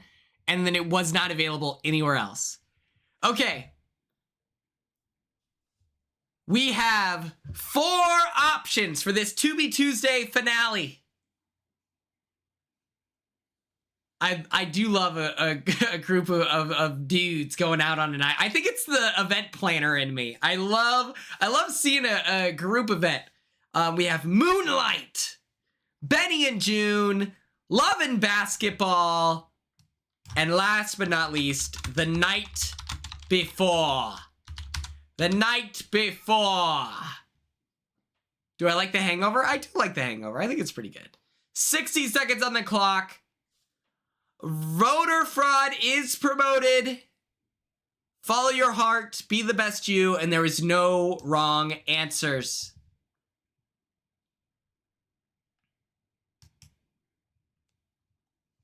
It's for the same movie in different plots. You know what? Fair.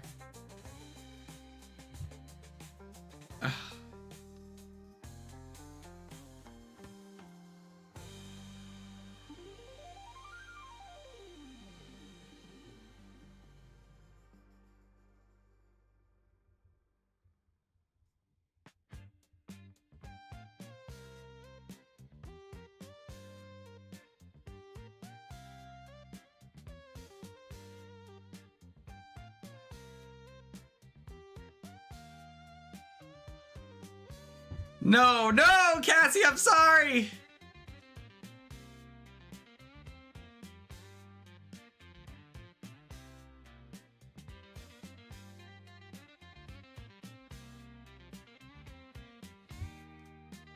And with 37% of the vote, Moonlight has won.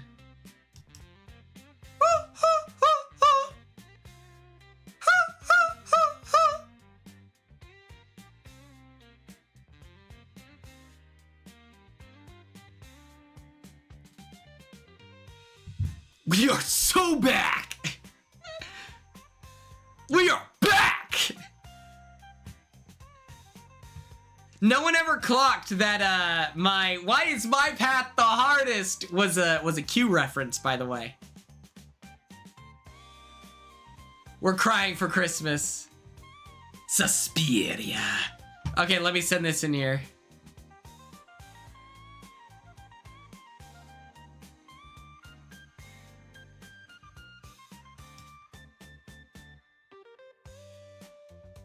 Oh, Danny sent the Terry Joe movie that Star was talking about. Do we want to watch that?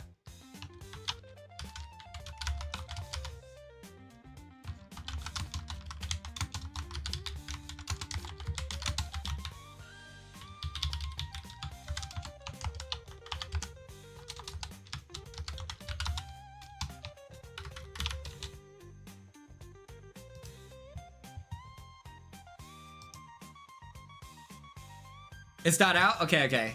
Let me look it up. Is it just called Terry Joe?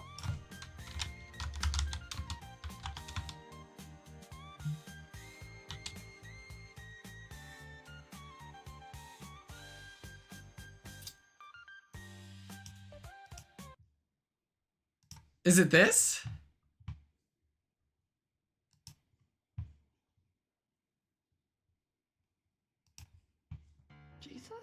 Watching me sleep again? Amen. Oh, you came out here to party. Is this the devil's nectar? What the? My bad. If you ain't hold on backwoods, I don't know what is. Okay. My God. You want me to go to hell like you? Sorry, God.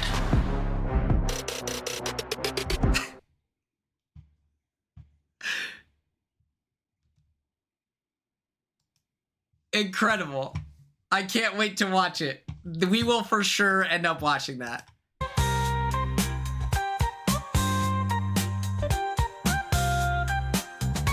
Okay, baddies.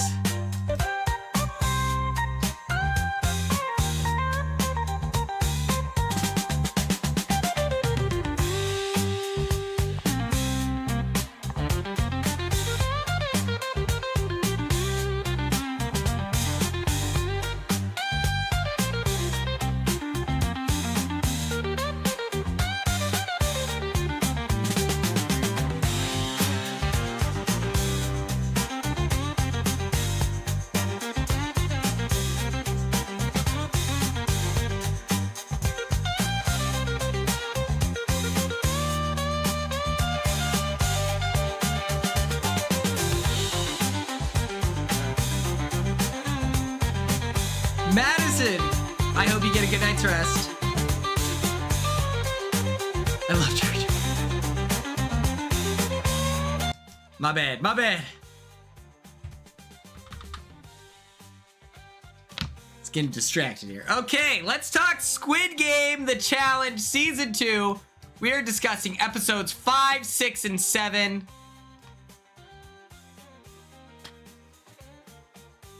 Literally, I am flirting as we speak.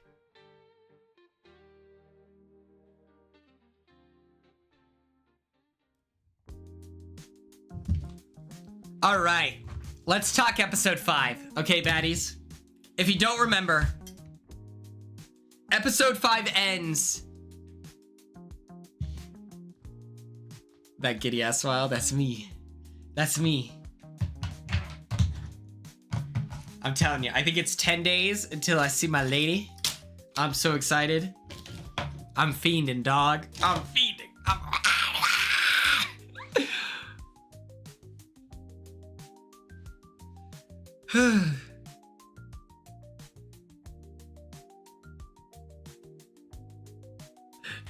Cassie, can I just do this tomorrow? Can I do it tomorrow, please? I'll make the draft tomorrow. I'll make the draft tomorrow. I promise. I promise. Okay. You don't have to pay me $7.99. I'm sorry. It just really got away from me. It's just one of those things. No one will know. I got you. Okay. Episode 5 opens with marbles. They have 20 minutes. 20 minutes. Oh, let me move this.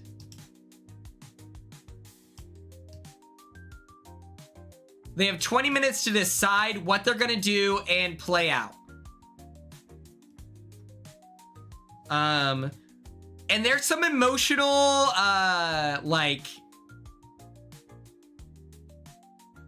There's some emotional turmoil, like partnerships here. We have Zoe and her dad. We have Eric and Melissa. And then we have some funny, like, team-ups where it's, like, the bald 98 and the Burger King guy, number 24. Like, that partnership, I'm like, that's hilarious. That they're both fighting for their deaths. And 98 is trying to, like, explain the plot of, like, all right, we're setting the stakes here. This is what we're doing. And 24 is like, yeah, man, I really don't give a fuck. 24 was funny.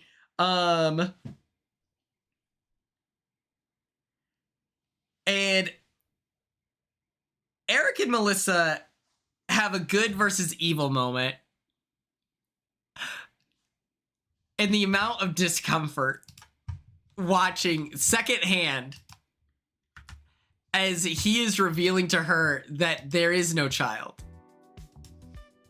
is quite possibly one of the funniest things that could have happened. I can't express enough how uncomfortable it was. A fun fact is that Eric and Melissa knew each other beforehand after doing it's like a Survivor game, but they were in a forest somewhere for like a week and a half, and they were like ride or dies. They're nerds, exactly.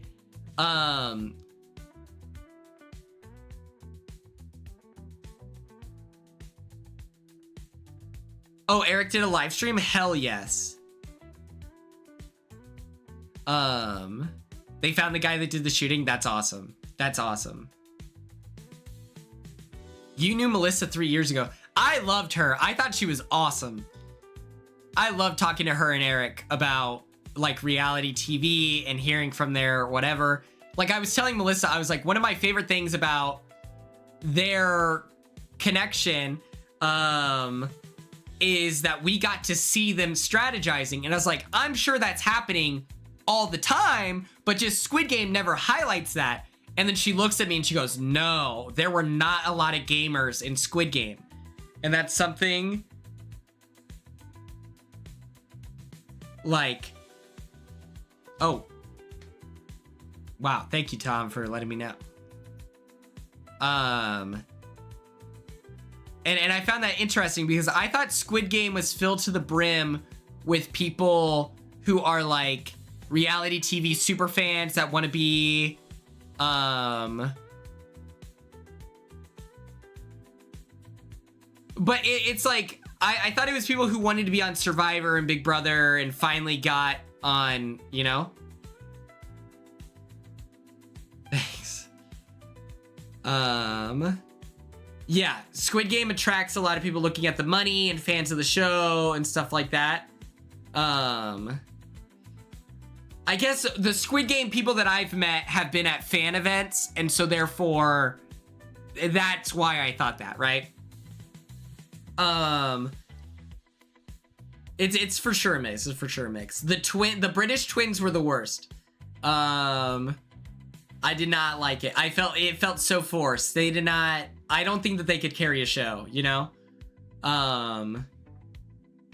I just didn't think that their diary room sessions were that particularly fun, you know? Like, I thought Eric was really, really good in the diary room when he talks about, like, he's like, I don't see the stacking doll as a stacking doll. I see it as a ticking time bomb. I'm like, that is descriptive language that you can bite into, and there's something there. This is so good. And then it's like the British twins, they're like, we're British, and right, so we feel bad that we have to do this. They just didn't, they came off as people who wanted to be gamers, but they didn't have the like swag, you know? Like, Dr. Will is a gamer with swag, and that's why we love him. There's some showmanship. There's a delivery that we appreciate. You know?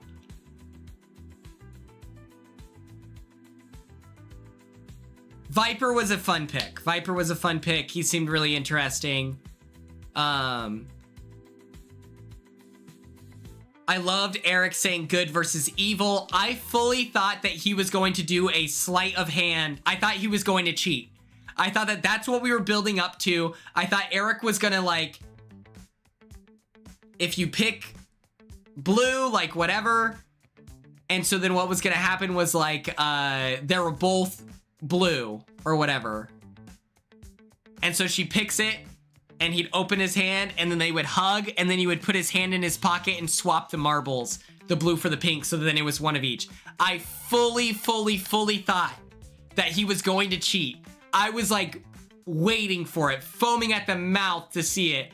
And then he said that, yeah, what he told me was that like that was not allowed. Like once you decide the rules and everything like that, you have to follow it, and there's no way to cheat. But I would have loved if he found a way to cheat, and I think that he could have had 2 blues. She picks it, he opens it, and he just goes, Melissa, I'm so sorry. Gives her a hug, and he puts the marbles in his pocket, and then it's over. 032. I don't know which one that one was. We had, 24. Yes. That would have been hilarious if 98 lost. That'd have been sick. He goes, it's in this one. What a mind fuck.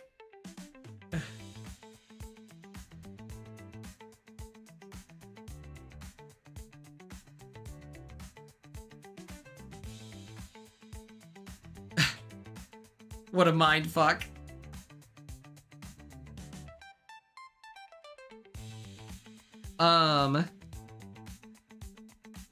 Good versus evil. What I'm gonna do is we are going to do a prediction. Oh.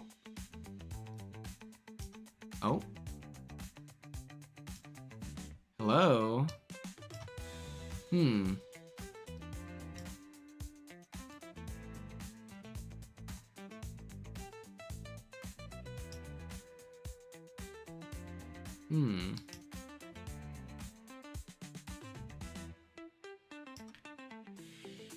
Okay, I can't do a prediction. It's not opening up on my screen. I wish I could show you what it looks like. Cedric's on Twitch? Hell yeah. Let me try /prediction. I asked him if he was gonna do it anymore. Okay.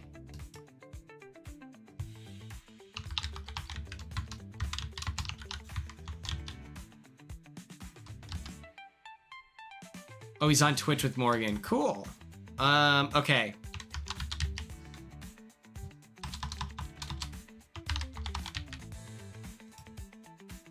I straight up can't do this. What the hell?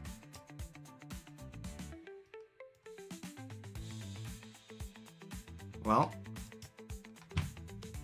Dang it, dude. That's so annoying.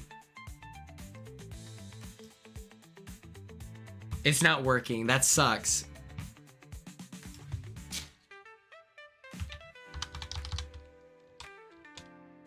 All right, we'll just do a poll, I guess.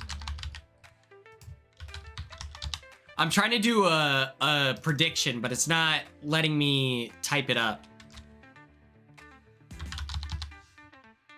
Okay.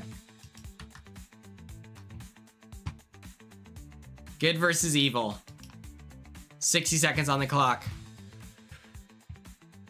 Offbeat Zero, what's up? Okay.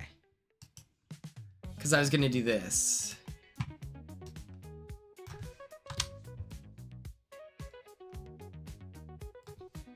Choose good versus evil.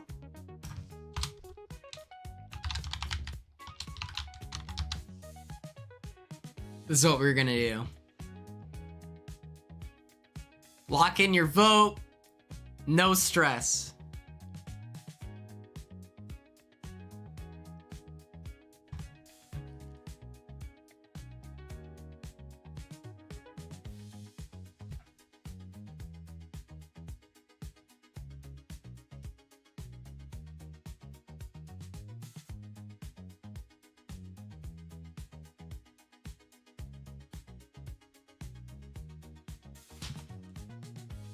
Okay, 50-50.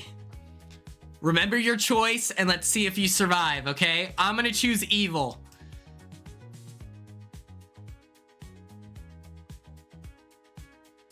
Oh!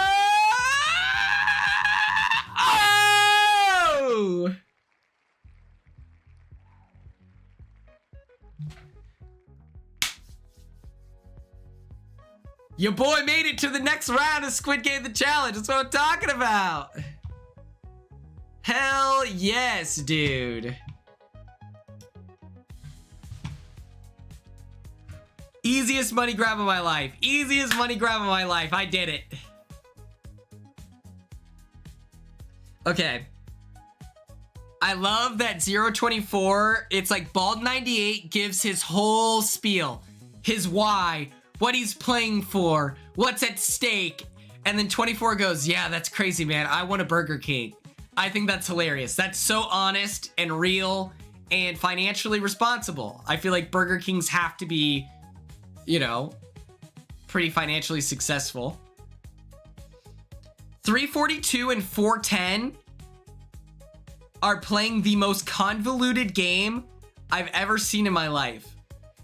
At one point, they're talking about, okay, you've got 43 points here, and they're chucking it, and I'm like, 43? What do you mean? Just do 510. 510 0. Ones? What are you talking about? Absolutely insane. Zoe and her dad are doing tic-tac-toe, but with throwing. It made no sense.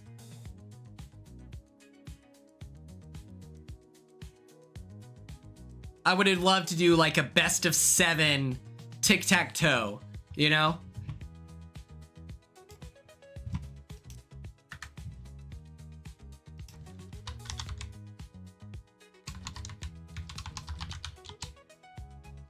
Okay. Best of 7. Let's see if I can cook. Oh.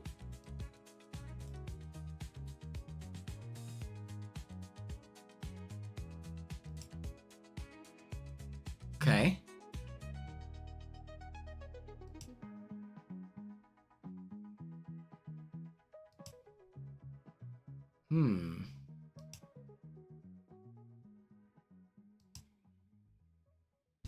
Okay, it's a draw. It's a draw. All right.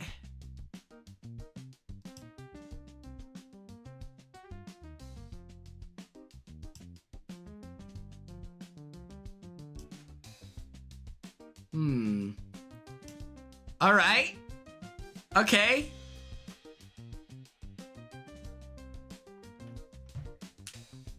Game number 2, I gotta win. Computer. Okay.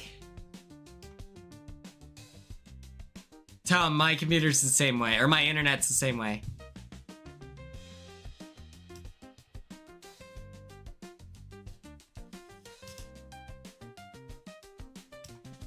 Okay, okay!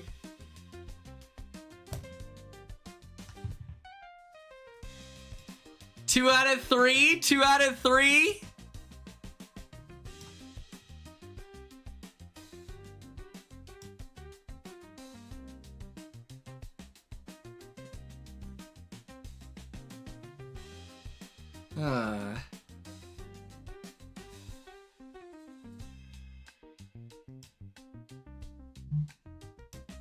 Okay! Why am I cracked?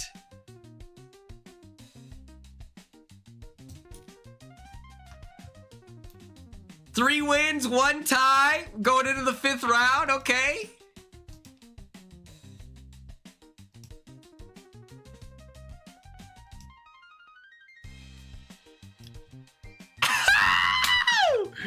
Why am I insane? Let's go, dude. Easy money. Easy money. I would have made it to the next round for sure. For sure, dude. Absolutely cracked, okay? They then go into the yard. You thought you were gonna get playtime in the yard? Where everyone discusses what they're gonna do with the cash, which I love. And then we get this incredible question, or like follow-up, where it's like, what are you gonna do with the cash? And then she says everything she's gonna do for her family and her friends and her communicate, like whatever, or her community. And then she asks a follow-up, what are you gonna do for yourself? If anyone is gonna be on a reality TV show in this chat, I think that that is a phenomenal question to get to know someone really well. You want to avoid the Christina Mills not unable to name everyone, name a family member of all the jury. Ask someone what they're gonna use the money for themselves. He was. We were cheating. Did you ever think of that, Joseph? That like at any point it could be like, yo, if I win the money, we're splitting it. I got you, don't worry. After this, I'm gonna buy some artwork from you. Tax free, don't you stress. You're gonna move to Australia. If you're an American citizen and you move to Australia, do you pay American taxes still?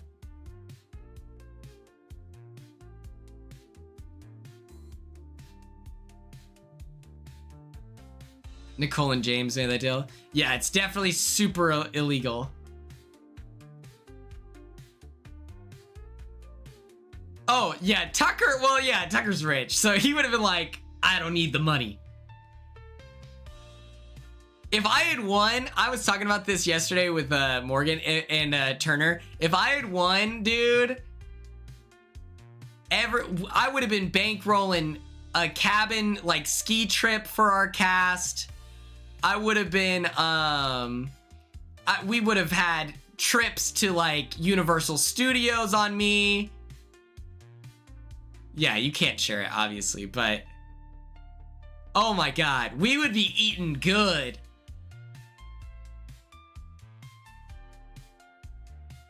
We would be eating good. I would have covered our dinners. I'm telling you, I would have paid for the Uber. I would have fixed the AC in Cam's car. I would have done everything, man.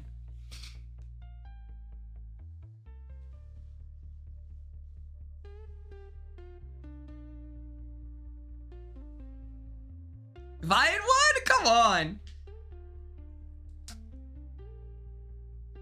They then have to elect. Oh, I would have bought so many T-Core hats, which, by the way, haven't gotten one.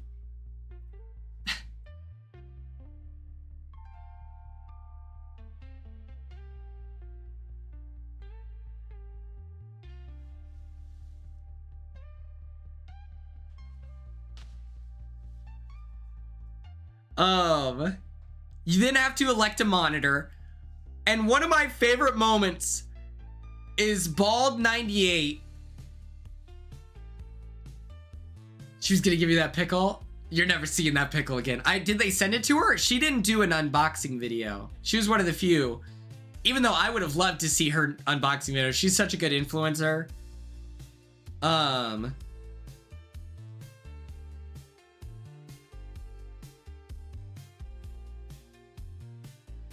She did one with chemo. Oh, yeah.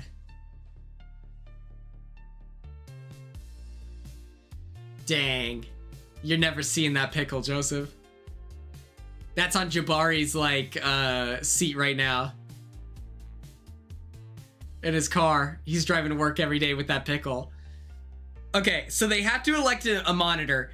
Or they have to choose a monitor. They all agree. They're like, yo, we should just vote. Who do we trust to do this? Player 98. Oh my god, I would love one of her hats. I would wear it non-stop. Are you kidding me? But it's okay. It's okay. I would want one of her hats with bunny ears on it. I think that'd be so cute.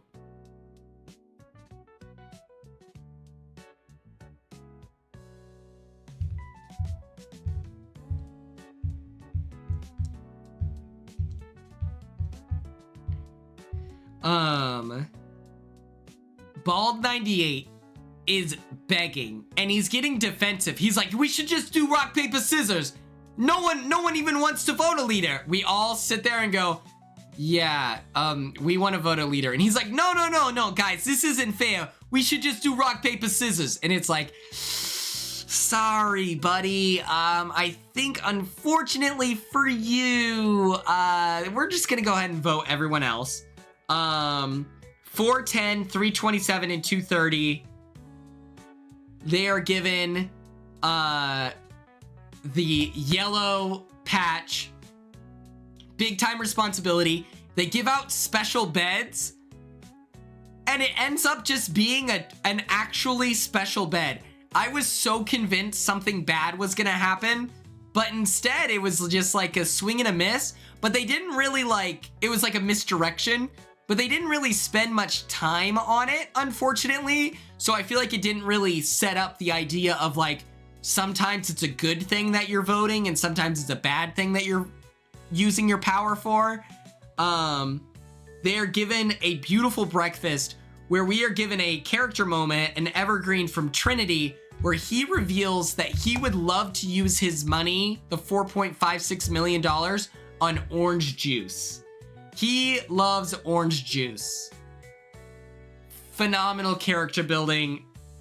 There's not much more to say outside of that. Just cool. Thanks, man. 183 then begins to flaunt his wealth, which is a bold decision. Don't love that as a viewer. He's talking about poker, and I'm just like, Joseph's a way better poker player than 183. Hello. 3 go up for eviction. It's player 98, bald 98, 437, and 417. And the situation is one person sacrifices themselves and then the other 2 get to live. First group to have a sacrifice, the other ones die. 2 groups of 3. It's absolutely insane. The mom is given off the hook instantly, just off the merit that she's a mother, which is crazy to me. She's a mother. Absolutely insane. They sacrifice themselves. It's a race to the death. And it's just like, I don't get sacrificing yourself. I really don't. I would refuse. I'd be like, I'm not going to do it.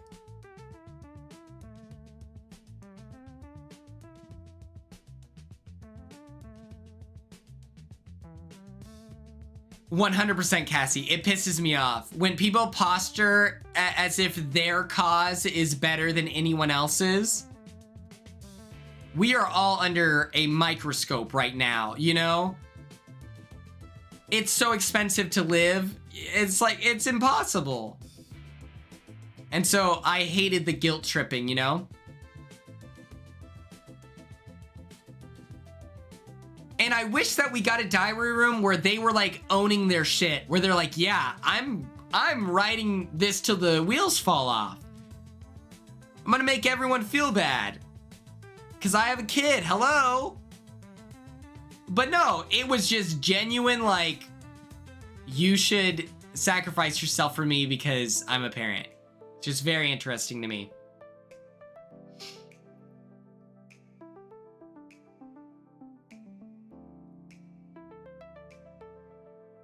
They die, and then the episode ends.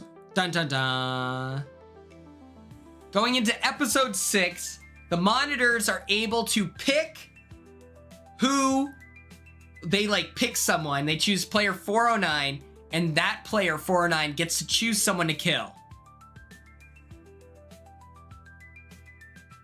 This is a heavy burden. Player 409 reveals that she's been playing an under-the-radar game. Everyone's underestimating her strategically, but she's got killer instinct. And 410 is so funny to me because he then starts going around to everyone announcing that he is done caring for others and that from here on out, it's all about him. He's going to be putting himself first.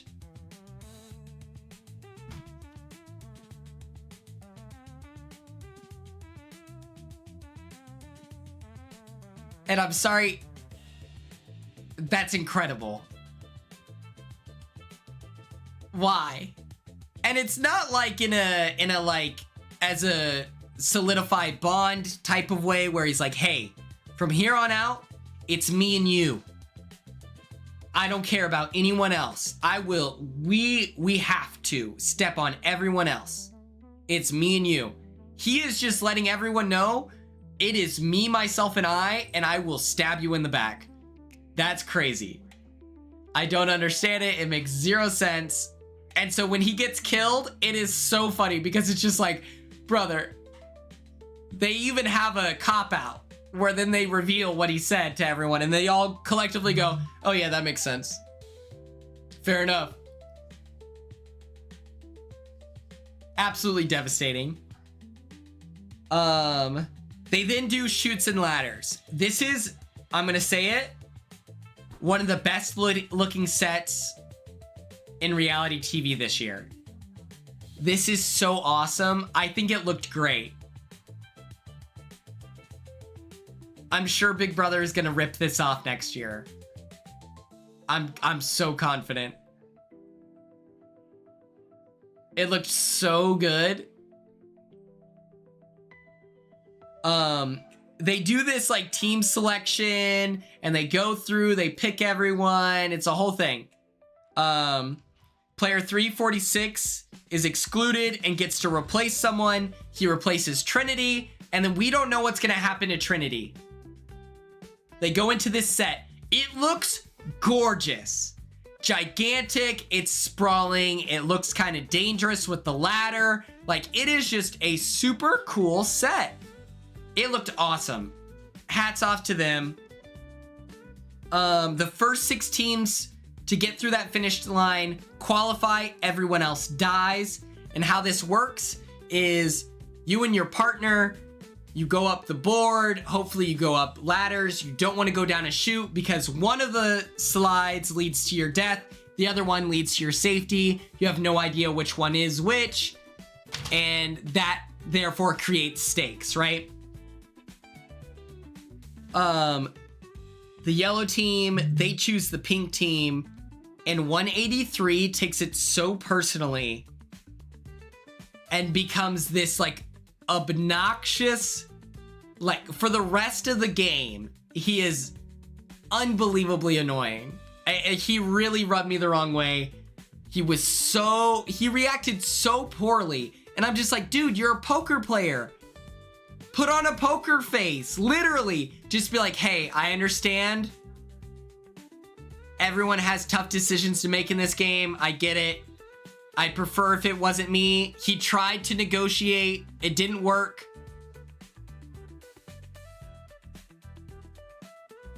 But it's just like, he just crashes out and he's so annoying for the rest of the game and he alienates himself. Joseph, I was blown away. He's like, I'm such a good poker player, but I'm incapable of hiding my emotion right now. It made no sense. If I were every other team, I would stack on pink and put his life in danger until he dies. If you have the opportunity to put someone at risk, I would just stack it on pink because I get the idea of wanting to target a team, but in that situation, you know, what if they both survive? Now you have 2 enemies versus 1 enemy. And so, yeah, I think that I would just stack on pink until he dies. I would be curious to hear your thoughts. If anyone has differing opinions, feel free to sound off in the comments, but I think that that's what I would do.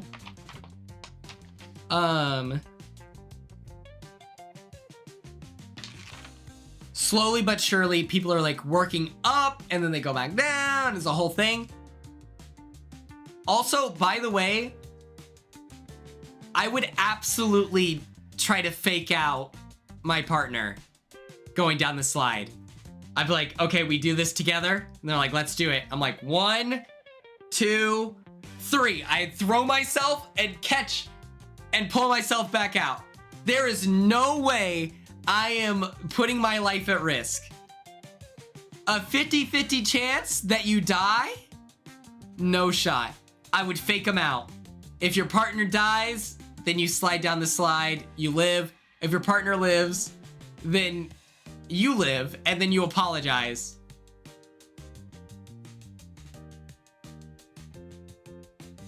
I would not go down that slide 50-50. I'd be like, are you ready? They'd be like, let's do it. I'm like, 1, 2, 3. Absolutely not.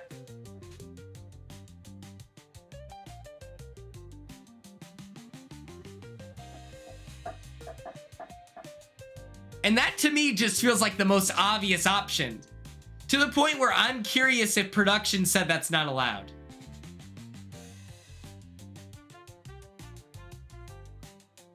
Like the show Squid Game shows that you have to be like cutthroat and conniving and diabolical. And so I'm shocked that that's not people's like initial response to anything is throwing someone under the bus. The episode starts with the cliffhanger, which Netflix does this a lot, where it's like a cliffhanger, even though that they know that the show is like meant to be binged. They do a lot of cliffhangers. I don't know how I feel about this, because it's like, I don't love cliffhangers on Big Brother either, TBH, like, you know? So it's like, I don't even think cliffhangers are really worth it, but I'm curious its impact on the viewership. I don't know. 183 says like, I don't know why you're crying so much. And that to me is the most annoying thing. It's like, I don't know, man. People are scared. They're losing their friends. You know, and like, I don't know. It feels pretty obvious why they're crying. This is a high tension situation. You just reacted emotionally all episode. And you know, you were crashing out. And then now you're doing this. My favorite moment is like, yeah, people forget that anger is an emotion, you know?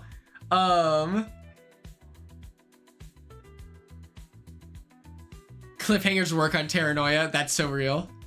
One of my favorite moments is they send the team down and she goes, I'm so sorry. The mother interrupts her and goes, tell that to my son.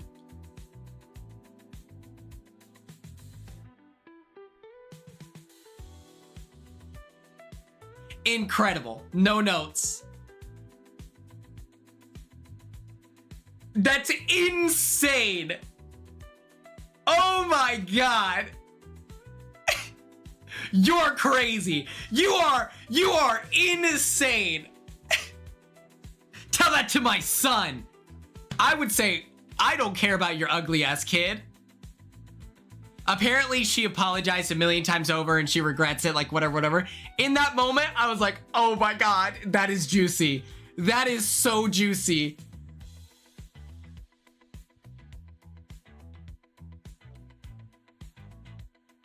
Yeah.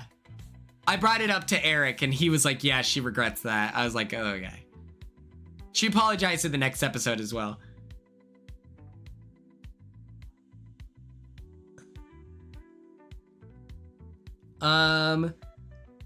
They all start making it through to the finish line. We get some playtime in the yard. And we get some world building with player 327. Her name is Lisa. She shares that her son has this condition and this is her why. And we're getting to the point where it's like, okay, interesting. The people that we're being introduced to, we now don't know if it's because they're gonna die or if it's because they're the winner. So at this point in the game, the world building isn't as predictable. It's not an indicator of, oh yeah, this person's gonna die in 20 minutes. 183 is telling people that he's made like millions of dollars. I don't think that you should tell the mother who is like playing for her child that you don't need the cash, because in all honesty, that just makes you expendable, you know? And apparently Melissa, like in the roundabout game, like revealed it to everyone. Apparently there was tons of drama that they didn't show. I regret that. Or I regret that they didn't show it, you know? I feel like I missed out on the drama. I would love to hear more from her, but that was just a quick conversation that we had. And 183 reveals that the reason why he's not doing well socially, and it's because he views it as a transaction. He's like, I gotta get people talking just so I can hear them speak, whatever. And it's like, that I feel like is so noticeable. Angela had this hilarious moment with Brooklyn and I where she is like holding us at gunpoint, essentially being like, why don't, she shares an emotional story about herself. And then she's like, why don't you tell me an emotional story, Quinn? Brooklyn, why don't you share one?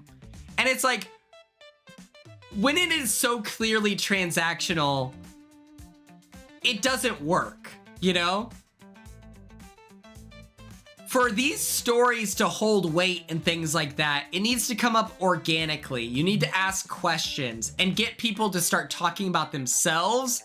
And then that's where the social game like builds bonds, you know? You don't get to just be like, all right, tell me your trauma. Rachel trying to do this with Adrian. Yeah, Adrian's too awkward of a person, you know, to do that. There's some people where you can ask like questions like that and it's in the follow-up where it starts to feel organic. But I don't know. Knowing Adrian, that's so funny to be like, well, tell me about your life. And he's just like, it feels like an interview. We then, for episode 7, go into the blind gift exchange. And what this is musical chairs.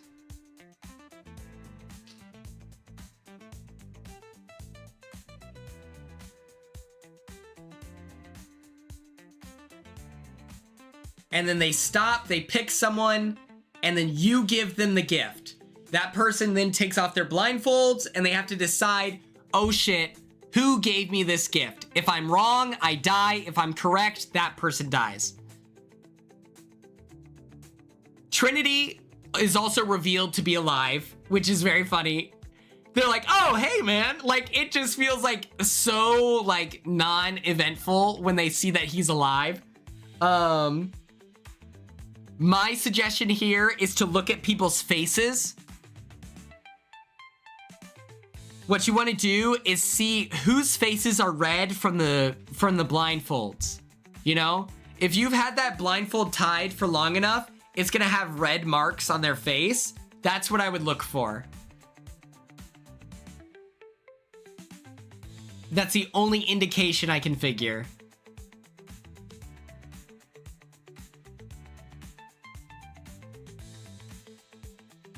And so if I were to pick out the present, I would tie mine super tight so that it's pushing extremely hard.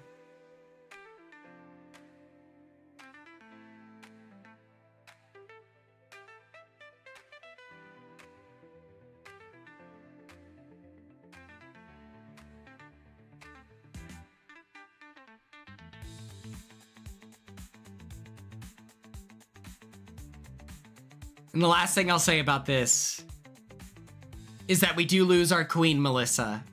I loved Eric and Melissa's dynamic. I met them in Florida. Eric was a really cool guy. He died in the episode before.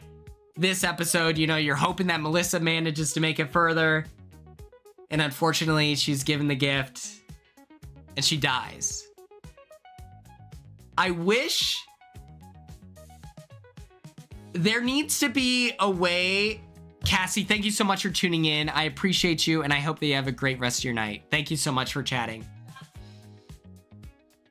I think that you should be able to, like, split the audience in half and choose between half of the people who gave you the gift.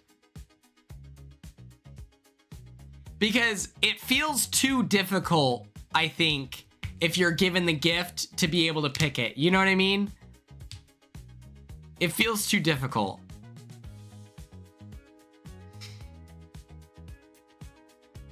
I don't know. But that summarizes our Squid Game coverage. For all my baddies in the chat, would you compete on Squid Game the Challenge if you had a chance?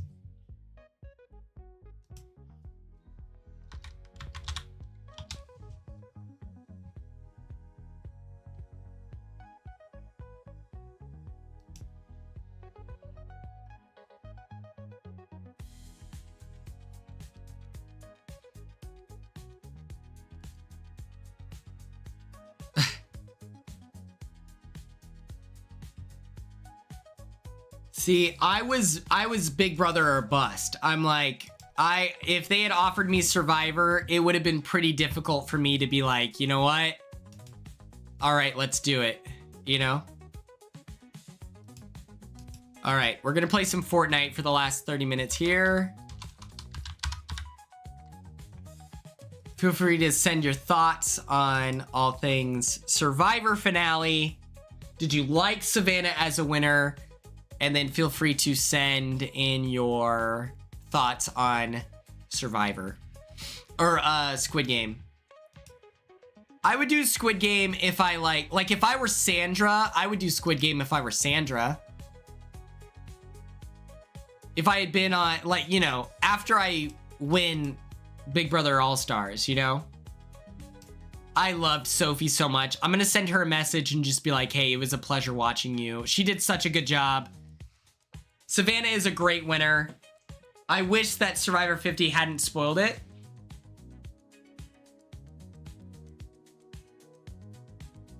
Do I start BB25 or play Marvel Rivals?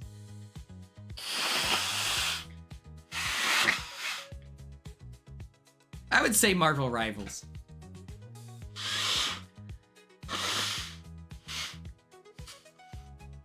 Oh my gosh.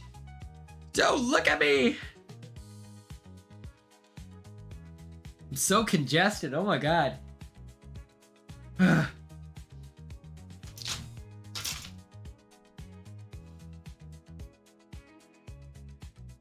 Rizgod, the tribe has spoken. Everyone's like, who the hell is Rizgod? Who the hell is Rizgod?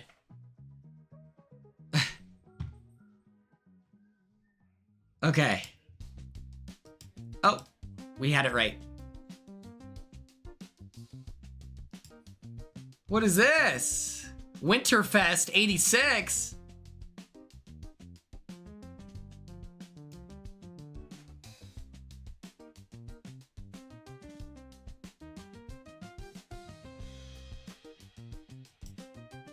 What is this?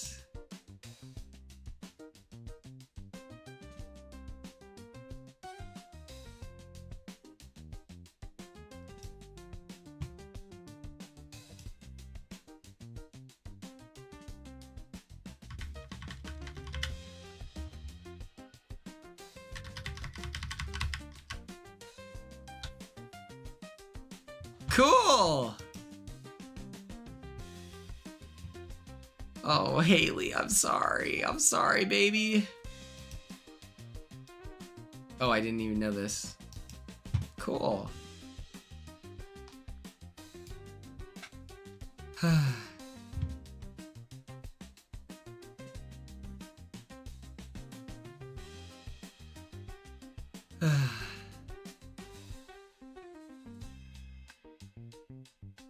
Izzy is so fun.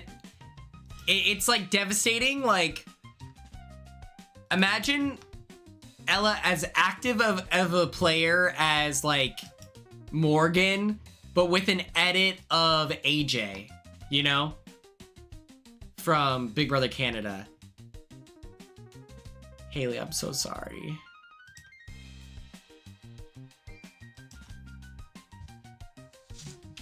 Izzy was so much fun. Like, Izzy was so much fun.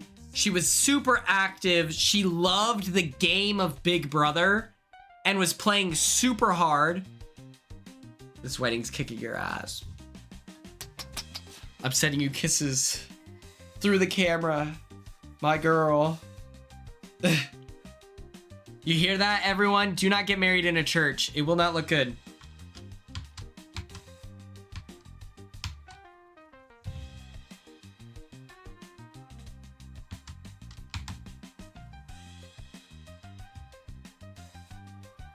This is our chance.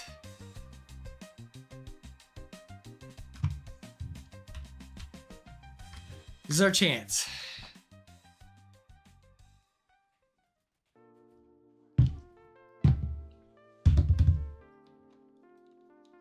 I want to get married somewhere gothic. Something like picturesque, you know?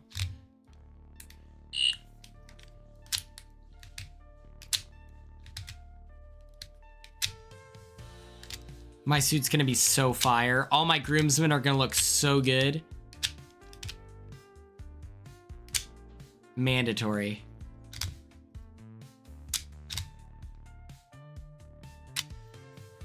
I know I'm gonna have a big overcoat, sunglasses on, looking like a schneck.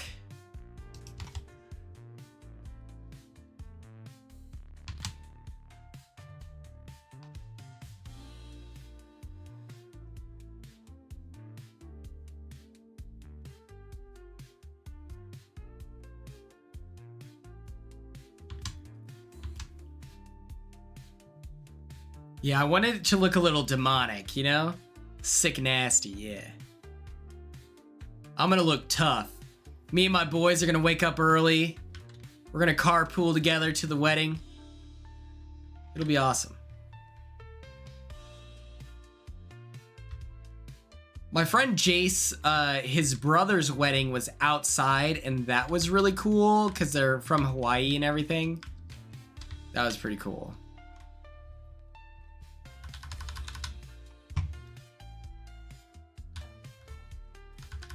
I worked, I was like 20 and I was like a bartender. I was selling drinks.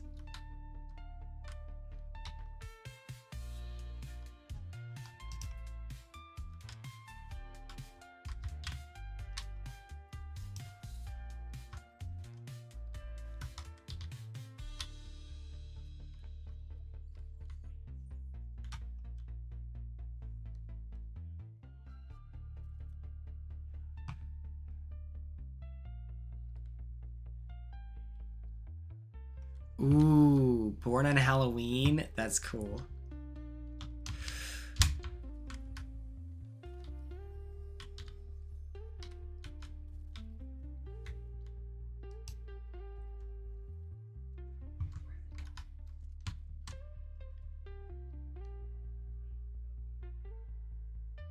I got flown out to, so in the military, sometimes you can get like free flights.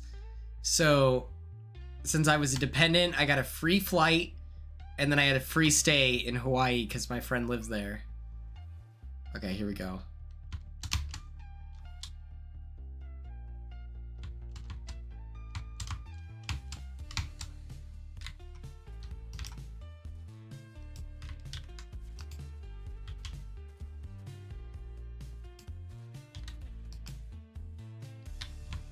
Burn in hell! Woo!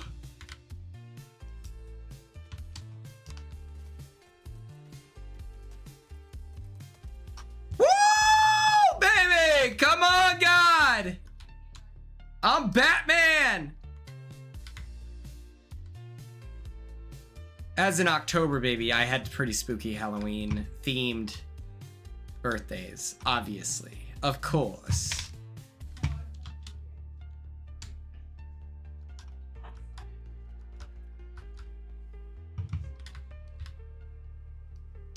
Ow.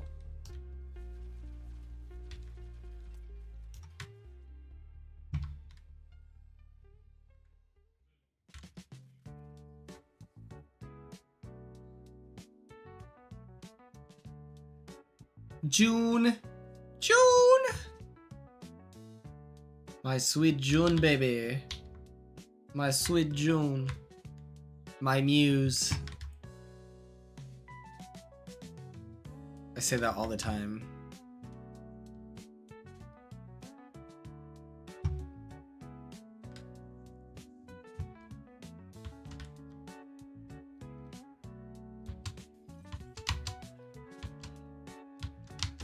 All I know about star signs is that Libras are the best.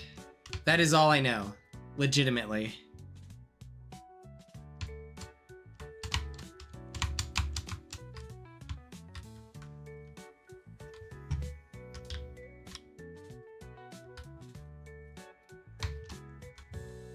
I am a Libra, yes. The best sign.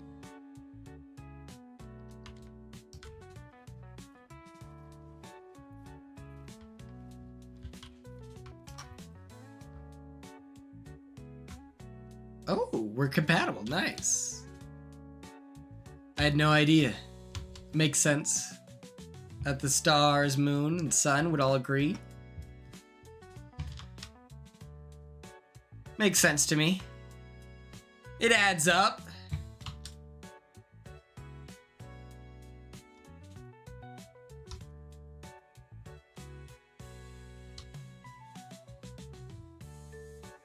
Foster Collins, my friend, is a Libra, and he's the best.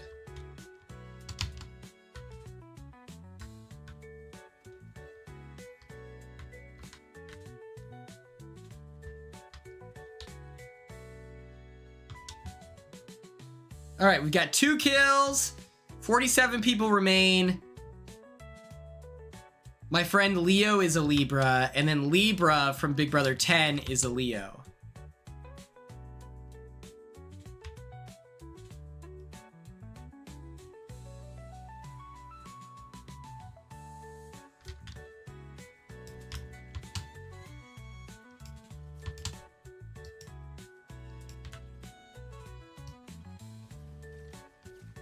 Woo, baby!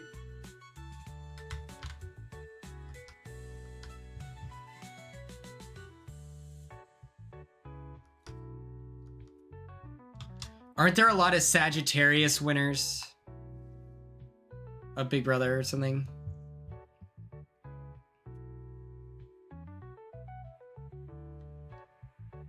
I'm scared to do a tarot card reading. It feels too permanent, you know?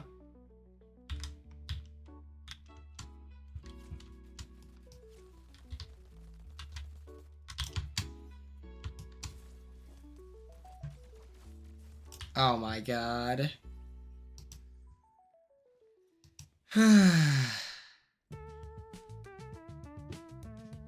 Gemini? They have cool names.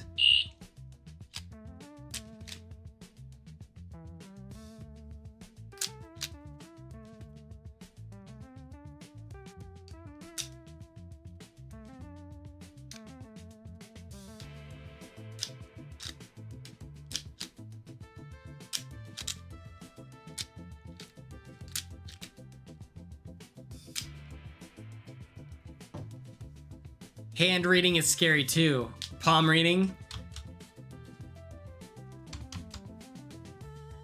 I always love the Simpsons bit when she's like, and you're gonna have a really big pool. I bought my sister a deck of tarot cards like 3 Christmases ago or something.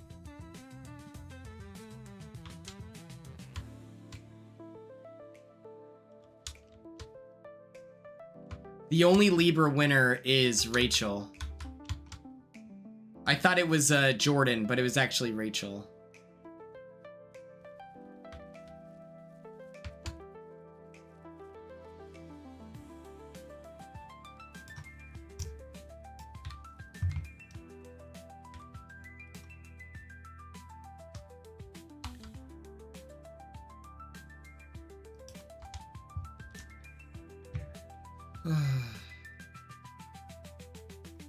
Ooh, you got some for last birthday?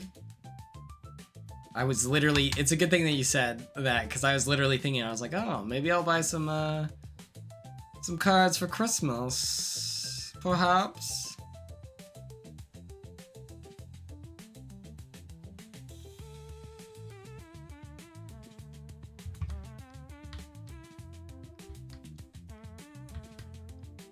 Come on, baby. All I gotta do is dance. All I gotta do is land.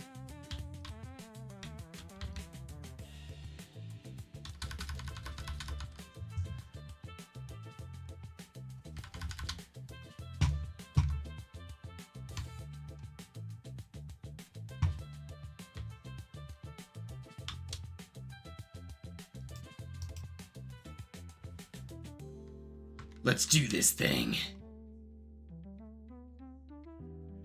Freeze! Put the money in the bag!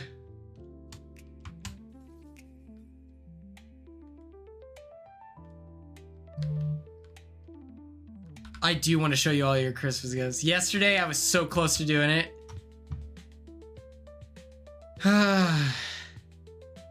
It's so hard. Oh, 93. Hello. Happy Hanukkah. Whoa! Yes! I'm cracked! I'm cracked!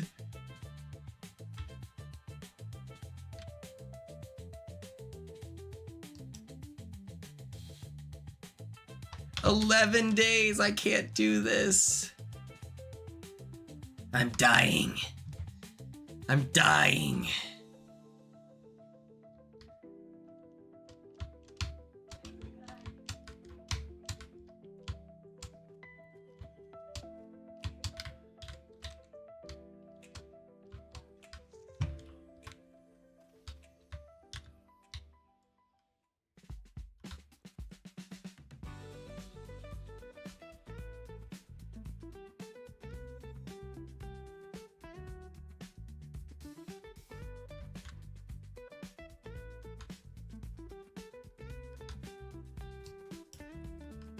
Oh, well, all right.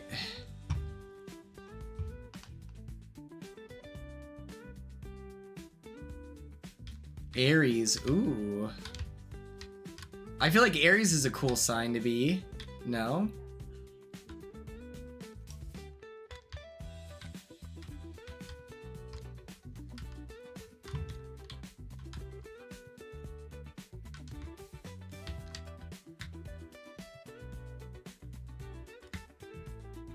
Or I always like Taurus. That's the one with the bull, right? I always like the Taurus. I think it looks so cool. You do have to be 21 to play Big Brother. That is true.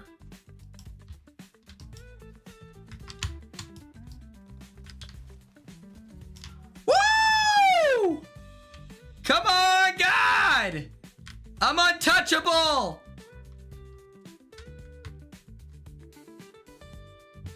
My love for the game is insatiable. I'm schnasty, Your Honor. I'm schnasty. 18 would be crazy. How old was What's Her Bucket on Big Brother 4? She dated the Army Ranger. She was like 19 or something like that. It was a little suspicious. I think I would have been better. I think I would have been better if I was younger. People would have thought it was a lot sweeter. If I didn't want to play like fun, if I just wanted to be like a sweet, endearing guy, I think it would have been better for me to just be a young kid who's super endearing, more athletic. I was in better shape when I was younger.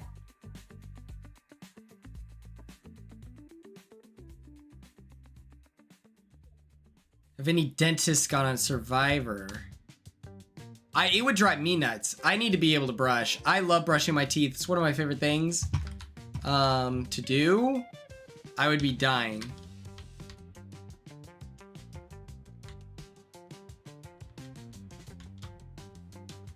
I'm so sad that Andy isn't on Survivor 50. Like, how am I supposed to live?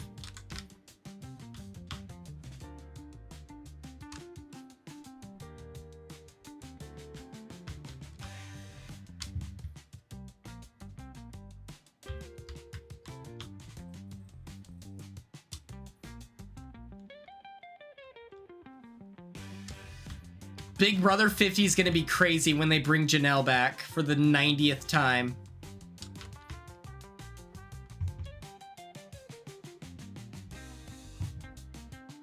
Like, I promise you they bring Janelle back.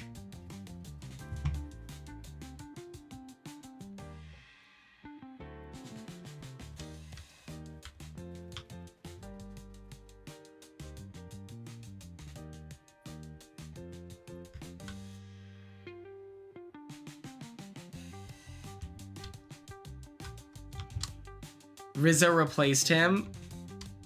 I like Rizzo. I think I would have preferred Andy, I think. Is that crazy?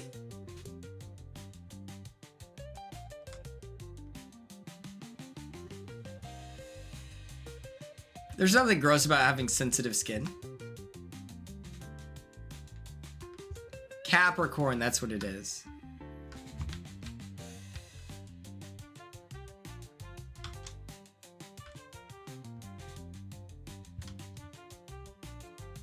Like, I think I'm sad that it's like one or the other.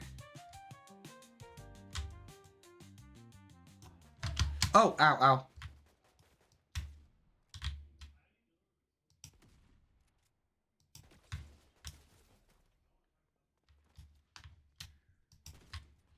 Oh, well, okay. I just don't think I was equipped to handle that.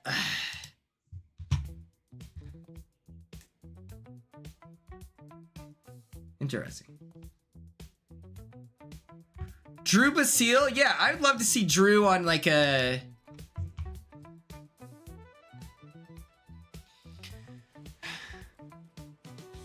Yeah, I think Drew would have been interesting. I think Drew is better suited for like a second chances or an all-stars or something.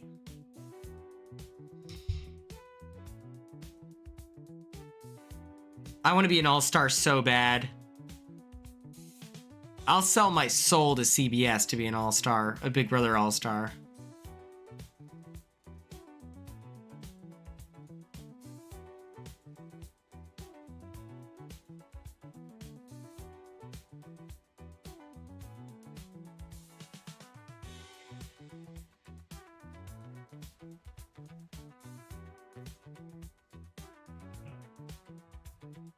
Aquarius, aka Ian? I don't know.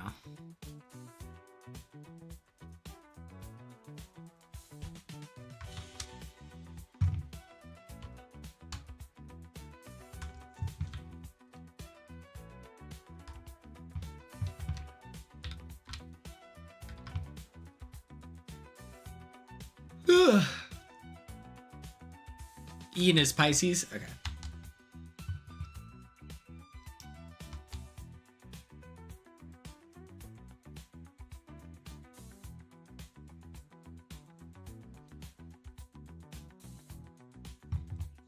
I think BB30 is perfect.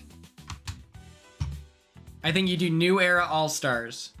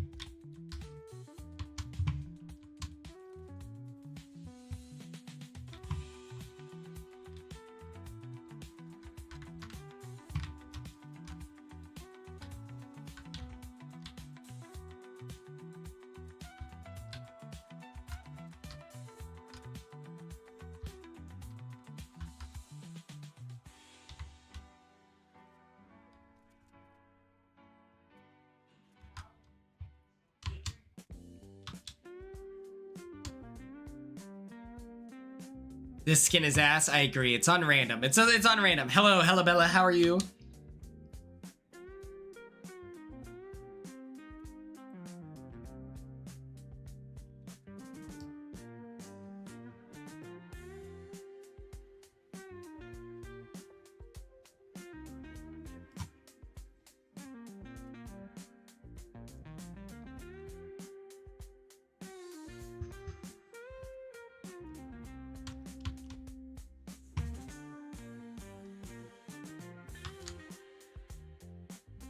Would love to run into someone here. Oh, here we go.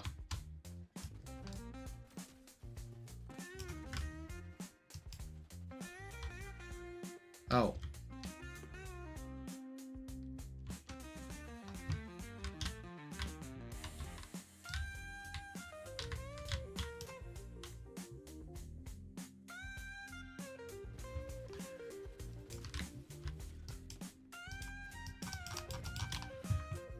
Oh my god, that was so scary.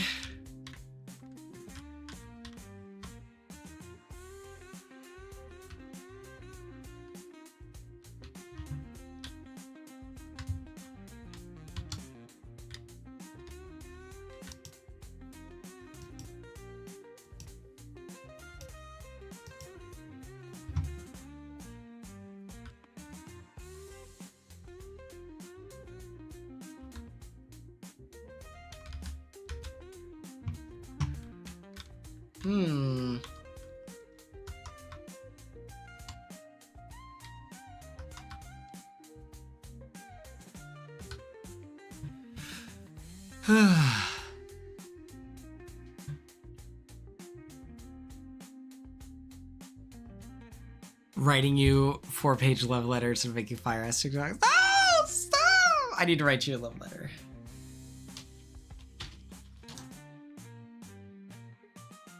Oh my gosh.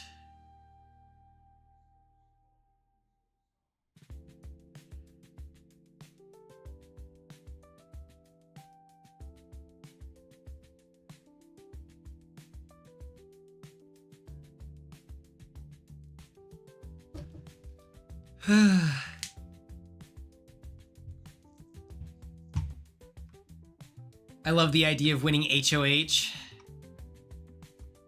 I opened my letter. It's from Haley.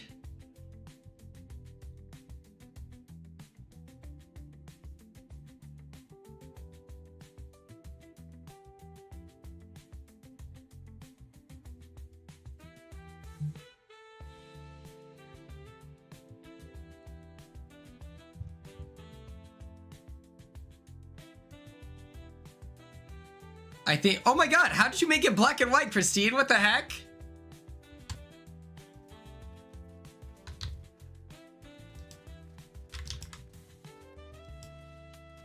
Oh! Put him in a coffin! Come on, God! What, like it's hard?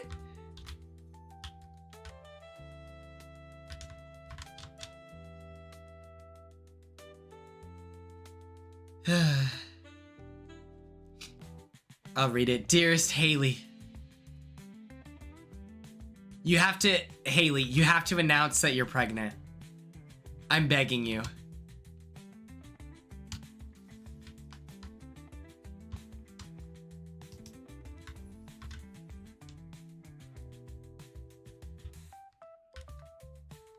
Quinn, I have a child. And you're the father.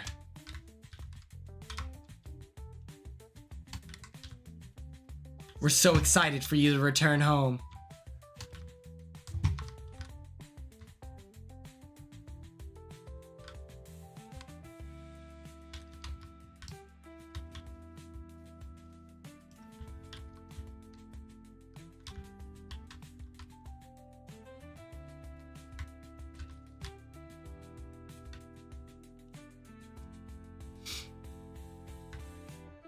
Virgo is Dan. Interesting, actually.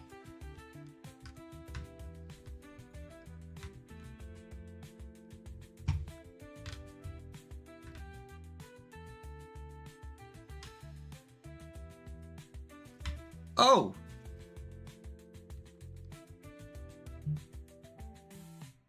I thought I had a sniper earlier. I'm so confused.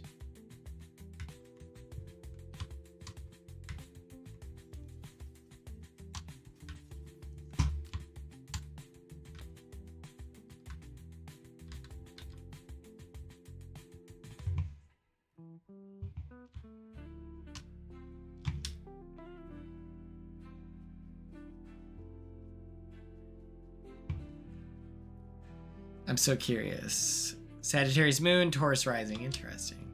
Upbeat Zero, what's up? What's up? I have my full chart posted on Twitter from before the fame. Rift anomaly. Interesting. Indubitably.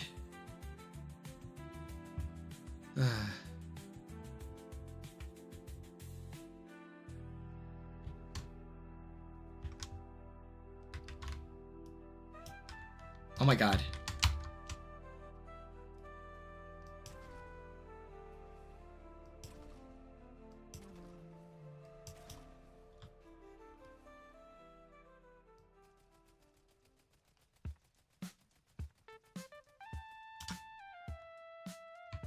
Good news is I missed all my shots.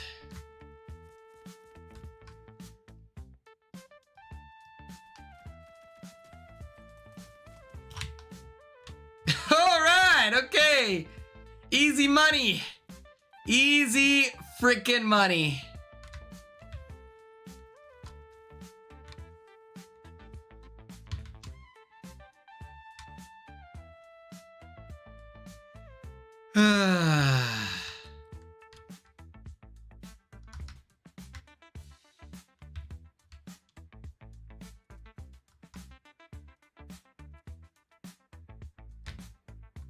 October Babies Rise.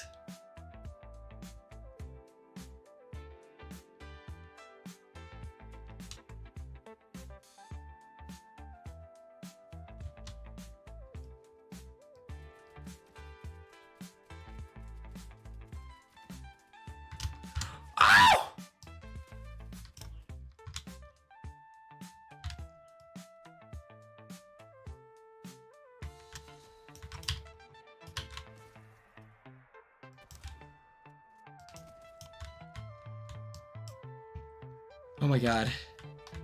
Oh my god. What the? What? What is that? What is that? I've never seen that before!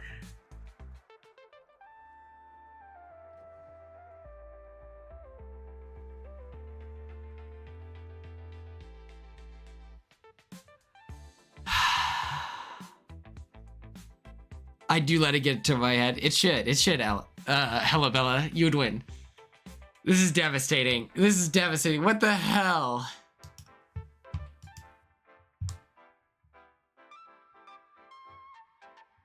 This is unbelievably devastating.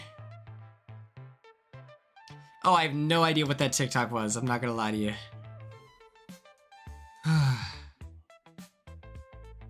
This is devastating.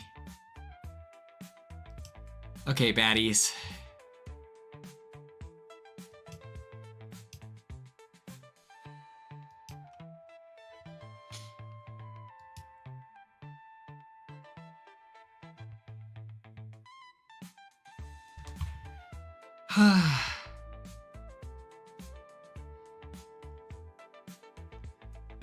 Thank you all so much for tuning in. I appreciate your time and attention. I will be here tomorrow, where we will discuss what if Big Brother did their version of Squid Games.